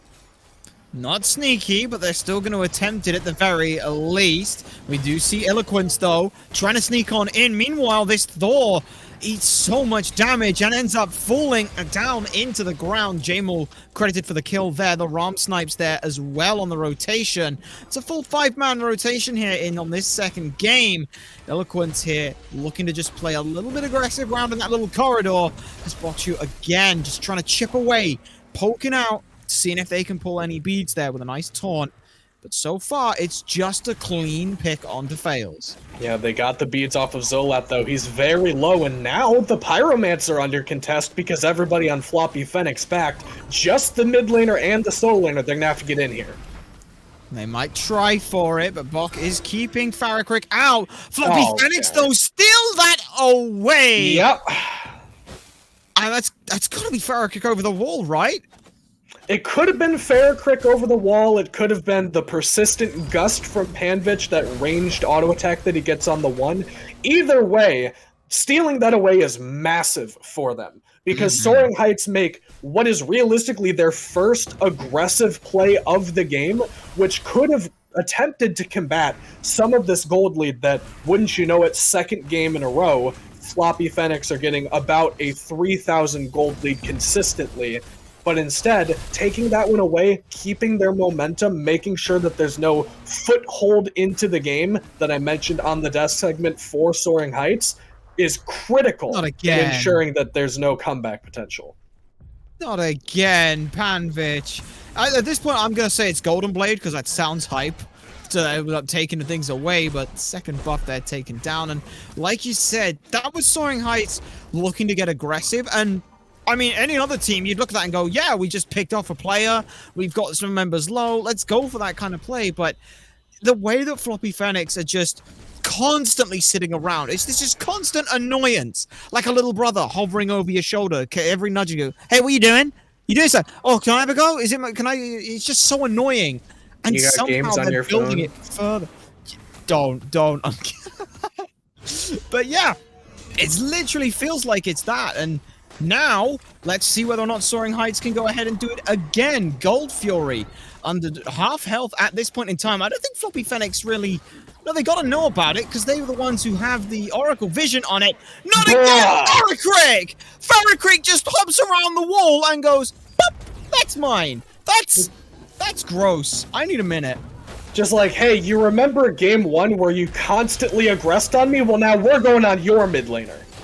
And that's exactly what Fails does. Going on in, Taiko drums are there. It's a lot of damage, but only if they are in a decent position at this point in time. They are too low to keep this going. Athena comes on back through. Fails is disengaged. Jacob is trying to get away, and they have support from the Chronos. A beautiful position to go for. Farrakrick is also disengaging as well. Jamal will get a fair bit of damage in and taken. Unfortunately, leaving it at basically a wash there, but it's now a 5,000 gold lead. That is 2 objectives that Soaring Heights have started, and 2 objectives Floppy Fenix have stolen. Which is so sad to me, Blur, because I specifically asked them on the desk segment to play more aggressively in the early game and don't let the Fenix just sit on their hands and wait for level 20. And they do exactly that, and somehow lose both objectives. 1, 2, I mean, the Celestial Onslaught from Farrakrick probably does a good deal of damage at this stage of the game. But if we don't even know what stole the Pyromancer, it probably should not have been stolen away from you. At which point, Soaring Heights have been robbed of what is realistically probably a 4,000 to 5,000 gold swing if you take the gold that got taken down by the objective and give it to the opposite team. This could be a fairly even game at this point, where the Soaring Heights roster has played very aggressively. They've looked for their opportunities. They've played well around the respawn timers and these cooldown timers of the relics, but instead the Fenix are just calmly farming the map, waiting for the other team to play the game, and then taking all of the opportunity on the back end of it. And it's working out well for them, but hold that a sec. Thor is up and comes back on down. Jormungandr does manage to get into the ultimate now, and Eloquence will be okay. But again, that's just pressure. What are Floppy Phoenix going to look at now? Pyromancer is up, and multiple members are around this side of the map. If Zolat sees that J-Mall's over there, I'm pretty sure that the rest of Floppy Phoenix are just going to go straight back for Pyromancer, and wouldn't you know it, that's exactly where they've headed. Yeah, no relics on Kaizo here, and zoned out by the world's most purple tornado, so won't be able to step in, but Eloquence does have vision on it and knows that this one's going down. They do. Rotation coming on through. Onto the left side from mid lane in. Tycho Drums is big. Fails, ends up falling down, but Zolat gets the rewind off and gets to do this all over again. Horus looking to try and get on out of the fight, bringing multiple members in. J-Mall just about gets away thanks to a good taunt. Unfortunately, Bogdu cannot say the same thing here. This Jormungandr now, tanky they may be, but still having to turn tail and run. A 1-for-2 again. Sure, Fails may fall, but the rest of the team is able to show up big, and right back to Pyromancer they go. And this has just got to be getting frustrating if you're a Soaring Heights fan, because once again, they're trying to play aggressive. They're trying to make a thing on the map go their way, and know that the Floppy Phoenix want the Pyromancer, but again, no relics on Kaizo when he steps forward to contest that. Immediately gets caught by Zolat on the rotation. Not to mention the fact that Horus dumps a whole bunch of dudes into the backline and no one has the availability to get away from it without sacrificing another member.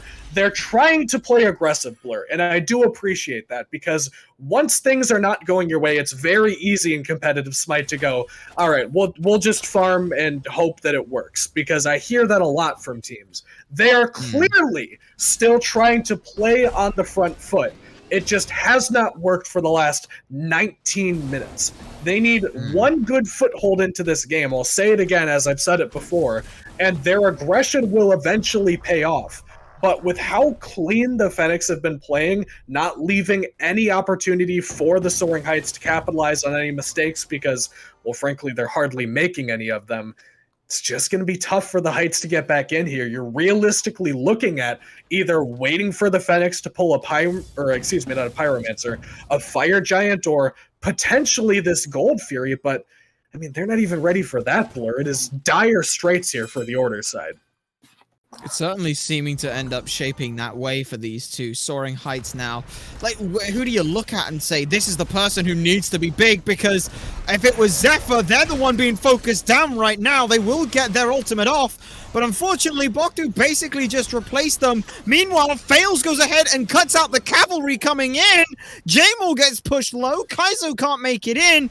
Bogdu's the only one left around. So, sure, they only get a TKO on Zephyr. But with Bogdu as well, another coin stack going the way. Kaizo under duress is beating out. Fails is still here. Fails will just get aggressive onto them. J-Mall will be around to try and help them, but it's just not good enough. They will finally get the ult off, but it's still a trade 1-for-1, and that's not good for the rest of Soaring Heights. Gross. It feels like a conveyor belt of one by one they go in, and one by one they're falling. Yeah, Fails end up sacrificing himself for those kills. They're a little bit overextended and realize that I'm not getting out of this. I might as well smack the guy with my hammer a couple of times on my way out. And we talked about the Bloodforge shield, and that was actually relatively relevant in that one. There's another relatively for you there, Blur. But if he doesn't get the shield, he probably doesn't get Naja ulted. But because he gets the Bloodforge shield, they have to invest another resource into killing the Thor that should have died much more quickly, which gives plenty of time for the Fenix to sit at the bottom of the Naja ult, set up just however formation they would like, and take him down once he lands. The Fenix are playing very well around a pick-based composition that realistically the Heights should be playing. It should be Athena taunt into Naja sash into Naja ult every single time on anybody that walks in front of them.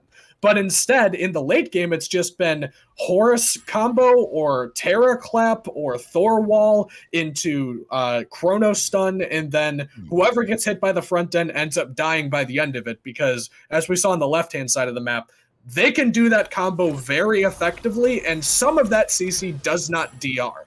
So the Fenix are just waiting for the Heights to get aggressive as they have been all game, and are now just systematically punishing them for it. And it's been working out for them. If it ain't broke, don't fix it. They got nothing they need to worry about. They've got still, like, the only person who has died is Thor. And I'm pretty sure the rest of the team is probably laughing every time that Fails ends up falling in these fights, but screaming Worth. And they've kind of been playing around this idea. You think about, like, Bokdu. Every time this Athena has ulted in, it's been defensive. I don't think we've seen an offensive use of this global rotation. It's never been there to try and help set anything up. It's been Horus ults and Thor ults the whole time, like you said.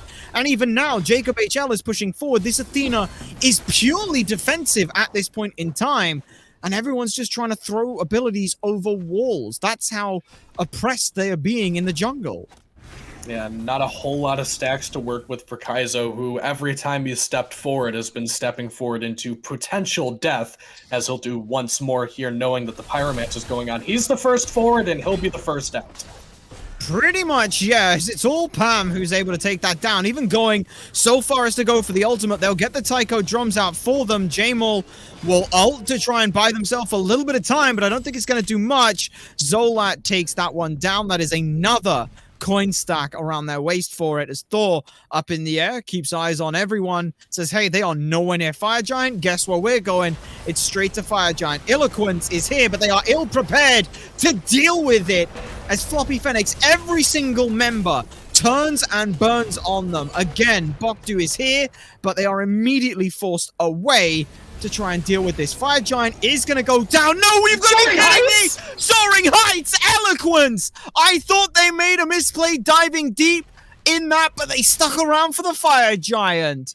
Oh Give my God. this man the MVP. Even if this game goes wrong, just Eloquence, thank you for giving us more of this game. That's why you're my MVP. Give him a medal by a mistake, whatever it may be. Just the guy spits on the Fire Giant and takes it away. And this isn't even, Blur, the full damage Jormungandr that we saw in the first game. This is largely hybrid, kind of mostly a tank, has some damage in it, Jormungandr. And the fact that he manages to steal that one away is relevant. Make no mistake about that. They certainly did buy themselves more time to get back into this game, and they are in recovery mode right now. Level 20 for just about everybody on the Fenix except for the support means that you need to be able to catch up to those marks. Almost level 20 for Naja and Jormungandr. Athena's still quite a ways to go, but has all of the items she realistically needs. You typically only get about 2 or 3 on the supports and upgrade the relics and consider yourself to be close to the late game. You'd ideally want to get that starter item upgrade for Athena, and then once again, despite all of the pressure that the Fenix have put on, all of the objective play they've done, all of the steals that they've had, if you can stall for another 20 minutes, or not 20 minutes, 2 minutes or so with this Fire Giant to get 2 more levels on this Athena, you could actually be sitting pretty here. And they'll take that Primal Fury as the first step in that process. Looks pretty good. Yeah, you talk about life support. This is the IV bag with all the fluids and things you're gonna need for it. It'll keep them in the realm of fighting. It's what, a 6,000 gold lead for Floppy Phoenix. But aside from that left or that right side push after the Fire Giant, they are on the defensive situation here. Soaring Heights, like you said, get to just buy a little bit more time, even just in terms of items coming online, like core items now. Kaizo gets to look at getting that Soul Reaver finished up. The final crit item coming online for Zephyr here is, we've not got much to talk about it, but full crit here. We've been seeing a lot of like sort of full pen builds. This is more just a classic crit build here. What's the reasoning for that from Zephyr? Rage is really good is kind of the de facto response to that question. It gives you a whole bunch of power, but hang on. Eloquence is trying to pick Jacob HR here. alongside Bakdu. Despite the fact that Soaring Heights have the Fire Giant here, Blur, it looks like Floppy Phoenix don't want to let them farm up and are at least attempting to pressure them on the left-hand side of the map, as they should be, because Soaring Heights, we talked about it, they need farm. And if you just constantly siege into them, despite the fact that they have the Fire Giant, that does not allow them to get that farm that they absolutely need right now. So I like that they're still willing to play aggressive despite that objective not going down in their favor. They'll look for something on Kaizo here, and it looks pretty nefarious. Horus is ulting, in comes the dropship, all the members going forward. Kaizo does get their ultimate off, and it buys enough time, thanks to the mitigations, to get away, but that mid-Phoenix ends up falling. However, on the left-hand side, the tier 2 tower base race might be going down. J-Maul took one up. There's only Fails who ends up being able to survive the onslaught. Farakrik takes down Bokchu, and they're causing more trouble thanks to this Chronos damage. We do see Eloquence making the rotation back, and there might be a bit more of a counter defense here as Zolat finds themselves in a 1v3, but he's still going to take down Zolat in the process. Zephyr just can't catch a break here. God, Kronos is so crazy. Like, that's the reason I wanted to see this pick, is not only does he devour Phoenixes, as Floppy Phoenix did there, taking advantage of the fact that too many members of Soaring Heights were in left lane, and understanding that they left the back door open to the Titan, he also can just trade one person out just about every single time you dive him. That rewind is so strong, the polyproc onto a squishy, or even at this point, full build, tanky target is going to do upwards of 600 damage. And oh my god, are they going for Kaizo again? Everyone! Every single person is on Kaizo here, forcing the ultimate out. And sure, he's at half health, but there's no way he can stick around for the rest of the fight. Barreling down mid lane, coming through, round the back. Eloquence is there, jumping in aggressively as Kaizo. They will get a kill and pay for it immediately after. But even so, Floppy Phoenix, they've just turned this into a game of assault here. Run it down mid, find one person and pick them off. They're trying to take out Soaring Heights playbook here. It's not worked out too badly for them, but even so, they don't quite have enough gas in the tank to fend off for much longer. Fire Giant is up, and at the very least, they can go that way to look to try and grab an objective. And they don't have Fails, though, and he's pretty much their most critical zoning tool, so they are going to have to reset here.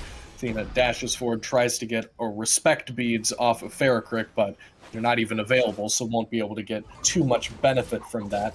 And the Fenix, like you said, have been playing this run-it-down mid style for the last 3 to 4 minutes just to get the Fire Giant off of Soaring Heights. As long as they don't lose the fight in a catastrophic fashion, forcing them to take disadvantageous fights constantly is preventing them from farming successfully. They didn't get all of the advantage they would have liked to have gotten off of that Fire Giant, just because every single time they turn around, Kaizo's in mid lane surrounded by all 5 members of the Fenix, and they have to respond to it. They get a tower in left with that Fire Giant, but lose a middle Phoenix and a middle tower as a result of it. The Fenix are continuing to put on the pressure and now might be able to get this Fire Giant. Looks like it, and it's Eloquence who's caught out in trouble, just about able to get into the ultimate at 130 HP, but that's a clean disengage, and that was their best way of sneaking on in towards this Fire Giant. Now they've got to worry about whether or not they even can get in, so all 5 members are around. Fails is looking to try and stop a flank, but they're coming in head on instead. Jacob is very low at this point, and the TP in Thor is up. Where is he landing? Where is he going? Look how far everyone else is disengaging. They're going to jump on back in on Bokchow, who's again defensively ulting. Fire Giant's been leashed, but that might just spend the L for Jacob HL here. J-Maul is able to find that one, and the Soaring Heights are holding and turning it. Aegis forced out from Zephyr, but now they've got Zolat on the Kronos on the right-hand side. Gets marked by the Raiju, but he gets the rewind off. He gets the rewind, and he's back away from everyone else, but they're going to chase him out to the ends of this map if they can. His health bar is relatively high and pretty safe for now. That said, can't be same for Eloquence, though, as everyone just kind of left them alone as Zolat gets 1v1'd by Kaizo, who respectfully takes him down quite quickly. Fails, picks down one more, and at this point, We've stopped playing Assault. We've gone over to Arena. And Fails will continue to try to play some more arena here, juking out fancy footwork, immune some of those auto attacks. Zephyr now surrounded by 2 will not have the damage. Faircrick spells his end there, and in the middle of all of that confusion, Blur, Phoenix respawned and did come back online successfully for the Soaring Heights. So despite the fact that they ended up getting the worst end of the trade, they not only stopped the Fenix from doing the Fire Giant and kept themselves in this game, they also got that critical defensive tool back online for them. You could see Kaizo was participating in that fight and then had to back to defend that, and therefore wasn't available for the rest of the engagement, which is so impressive to me, that even despite how sprawling and chaotic and difficult that team fight was, they had the understanding of the most critical thing on this map is not winning this fight. It's already going to go fairly even. We need Kaizo in mid lane defending that bird, getting that defensive tool back up for them. And now that they've gotten the Sentinel's Embrace, now that they've got everyone level 20, now that the Phoenix is back up, they are realistically able to, Blur, fight back into this one even once again. I gotta agree with you, completely even. And we saw there Zephyr, that crit build now online. It's 3 autos. It doesn't really matter. If Fails is diving you, it's 3 autos. If Zolat is nearby, it's 2 autos. They are really just looking to try and pick members off as quick as they can. And they're going to start this one off with a bit of a bang here coming through. Thought goes up as the Jormungandr ult ends. But they're looking to try and coalesce. The Floppy Phoenix. They will find Eloquence once again on their own. But they're just about able to get away. Finally, Farakrik is there to put the last nail in the coffin. Jacob's health bar being used as a very offensive tool here. They swing wide onto the right away from their team. And so Kaizo is able to go ahead and pick up the kill. Now they are left alone away from everyone else, but they've got Oni minions pushing down. So just like the last fight with Soaring Heights, Floppy Phoenix are totally fine with this. And Tiamat very far forward, but shouldn't end up getting punished as a result of, as you mentioned so critically, those Oni minions pushing into the Phoenix. And, you know, I thought that it was weird that Jacob HL walks to the right side of that engagement, Blur, but then I considered it. It was actually just super big brain, because Kaizo has to jump in every time that cooldown is available. So therefore, he gets the kill on it. Ooh, no steal from Zephyr there, but like you said, Kaizo has to go for the kill. Fire Giant taken off the table and around the waist now of 4 of the members of the Fenix, so they'll be quite comfortable for any kind of a siege here. And finally, Fails is not the only one to have taken some deaths. There are a smattering of members of the team who have also taken a spill for now, but like you said, it's all level 20s at this point. Everyone's as tanky and doing as much damage as they are realistically gonna be able to do for the rest of the game. What is Soaring Heights' plan here? Last game, they and ahed and lost a Phoenix immediately because they were a bit indecisive. What do they need to do now? Well, I've got good news if you're a Soaring Heights fan, Blur. They have to do exactly what they've been doing all game. They have to play aggressively on the front foot. Because Zolat on the Chronos, level 20, probably a 500 pot, has the Polynomicon, has Fire Giant, has all of his items online, full stacked Book of Though, 36 minutes into this game. If he steps into a Phoenix, it's gone. It's literally just that simple. Yep. So you cannot allow them to get that far forward. They need to engage now before they can get everybody into position.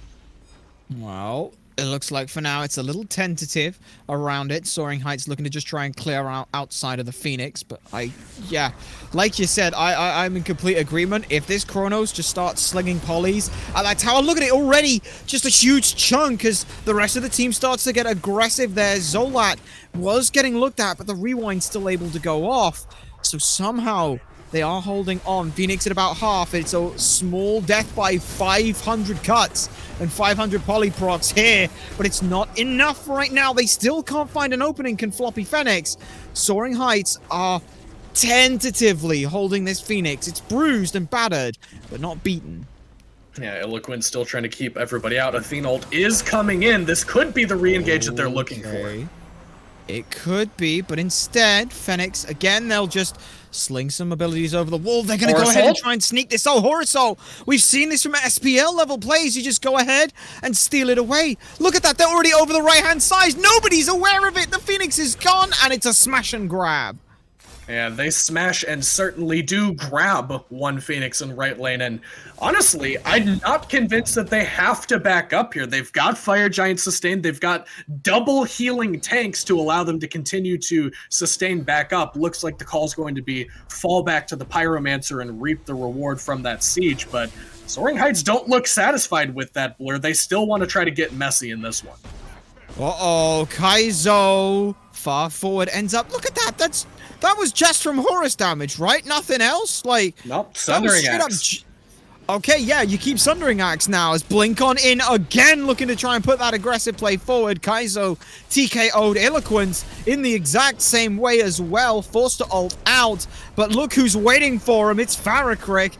Can't quite land enough damage, but they've opened up enough space here for Fails to go up. And meanwhile, Kronos can just left-click this Phoenix down. And now Fails landing on the right-hand side will find Kaiser, who jumps in once again. He's gonna go for another fight, but meanwhile, everyone else has eyes in mid lane. Kaizo does win that 1v1. Jacob was the one taken up by the ultimate from J-Maul here. Zephyr finds Pamfitch. The front line is gone, and Fails is gone too, but they've still got enough damage. If they can get out here, then this should be a clean fight for them, but Soaring Heights are hot on their tail here. Bokchow gets a good taunt. Farakrik is the target, but the Aegis buys so much time for him. They're going to try and dive on in, but unfortunately just not enough there. The crits hit hard enough to take him down.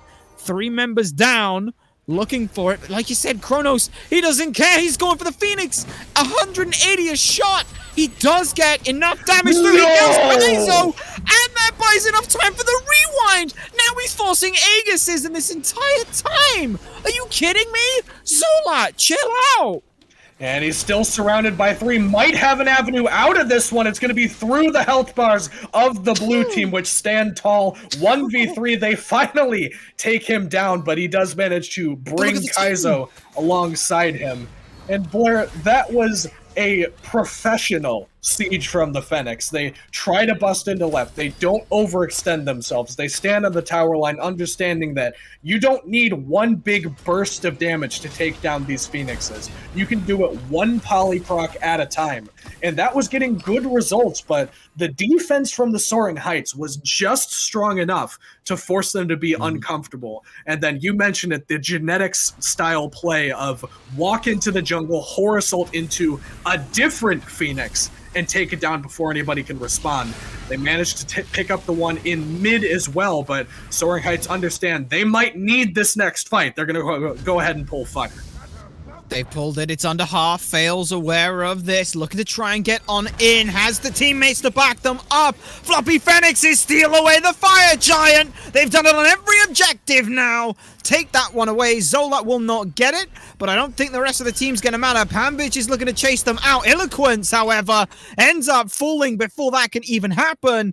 And now it's just all Phoenix to find a way in. Titan at half health. 2 Phoenixes down. If they get one more pick, it might just be over. They're looking for it right now. Jacob looking aggressive in this side of the jungle. Finds Kaizo low, who gets into the ult and is using it defensively to try and push everyone away. Titan under attack and duress. Members from Floppy Phoenix are here, and that's Zephyr gone. Yeah, Kaizo manages to jump away. Bakdu now gets a taunt off, but it's just for self-peel. All the damage is still waterfalling forward. Just for now, Beads forced. J-Maul needs to find some way to keep him off here. Farakrik ends up so far back and still putting out good damage. Kaizo just about gets back to the fountain, but it's still not enough. Stop playing with your food. Stop. They're dead already. At this point, Floppy Phoenix is looking to pad their stats. The damage numbers are good. Titan is going to go down in 2-0. It may have taken them 10 minutes more, but you know what? I want another 10 minutes, if I'm honest, between these two. Yeah, every time we tick over to level 20 in this set, it's felt like these fights could have gone either way. And it does come up Fenix each time, make no mistake about that. They looked very strong in these late game fights, but the Soaring Heights put up a respectable defense every single time in both of these games. And I like the fact that they played aggressive. The Soaring Heights made the adaptation game to game of not allowing them to just comfortably farm their way to level 20, asking the questions early, but we just got to clean up the objectives secure, boys. And obviously, you can point to the mid laner because it's not Kaizo's fault inherently that those objectives don't get secured. He's on Raijin. Raijin does good damage to objectives, but not good secure on objectives. Realistically, the biggest damage on the map is either Ferrocrick or Fails in a single burst of damage. So they were never favored in securing those objectives to begin with. Maybe zoning out a little bit better could have been a possibility because every single time they allowed the Fenix to get to the late game and get an advantage, they never fumbled the bag, Blur. They had it on lock every single game. And that, for me, has got to go to Ferrocrick, who is my personal choice. Like, I hate mid laners, I hate mages. So when I say Ferrocrick as MVP, I hope that registers just how much they were able to do. Game 1, they were the focus the entire time and still spent so long alive that the rest of the team either cleans it up or Farah just doesn't die. And then Game 2, stealing away 2 of the 3 major objectives on the map, 8, 1, and 7 this entire time. 2 different gods, 2 very different playstyles, but still showing up big for them.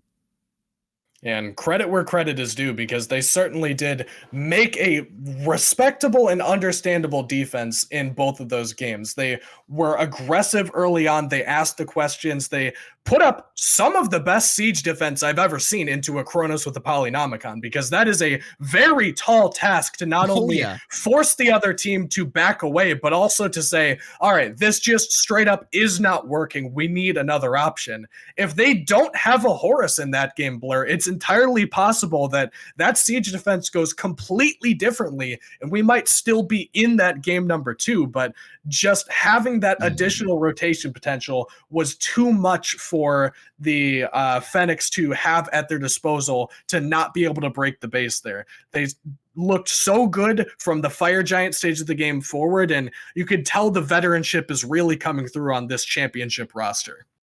It certainly is. And just I want to put it out, 15,189 structure damage and double that in player damage as well coming through from Zolat. That last fight, we saw him go ahead solo out, or 1v2 at that point, against Kaizo, still pushing down the Phoenix, constantly harassing into the structurals of the bases here. It was such a great play coming through from Zolat.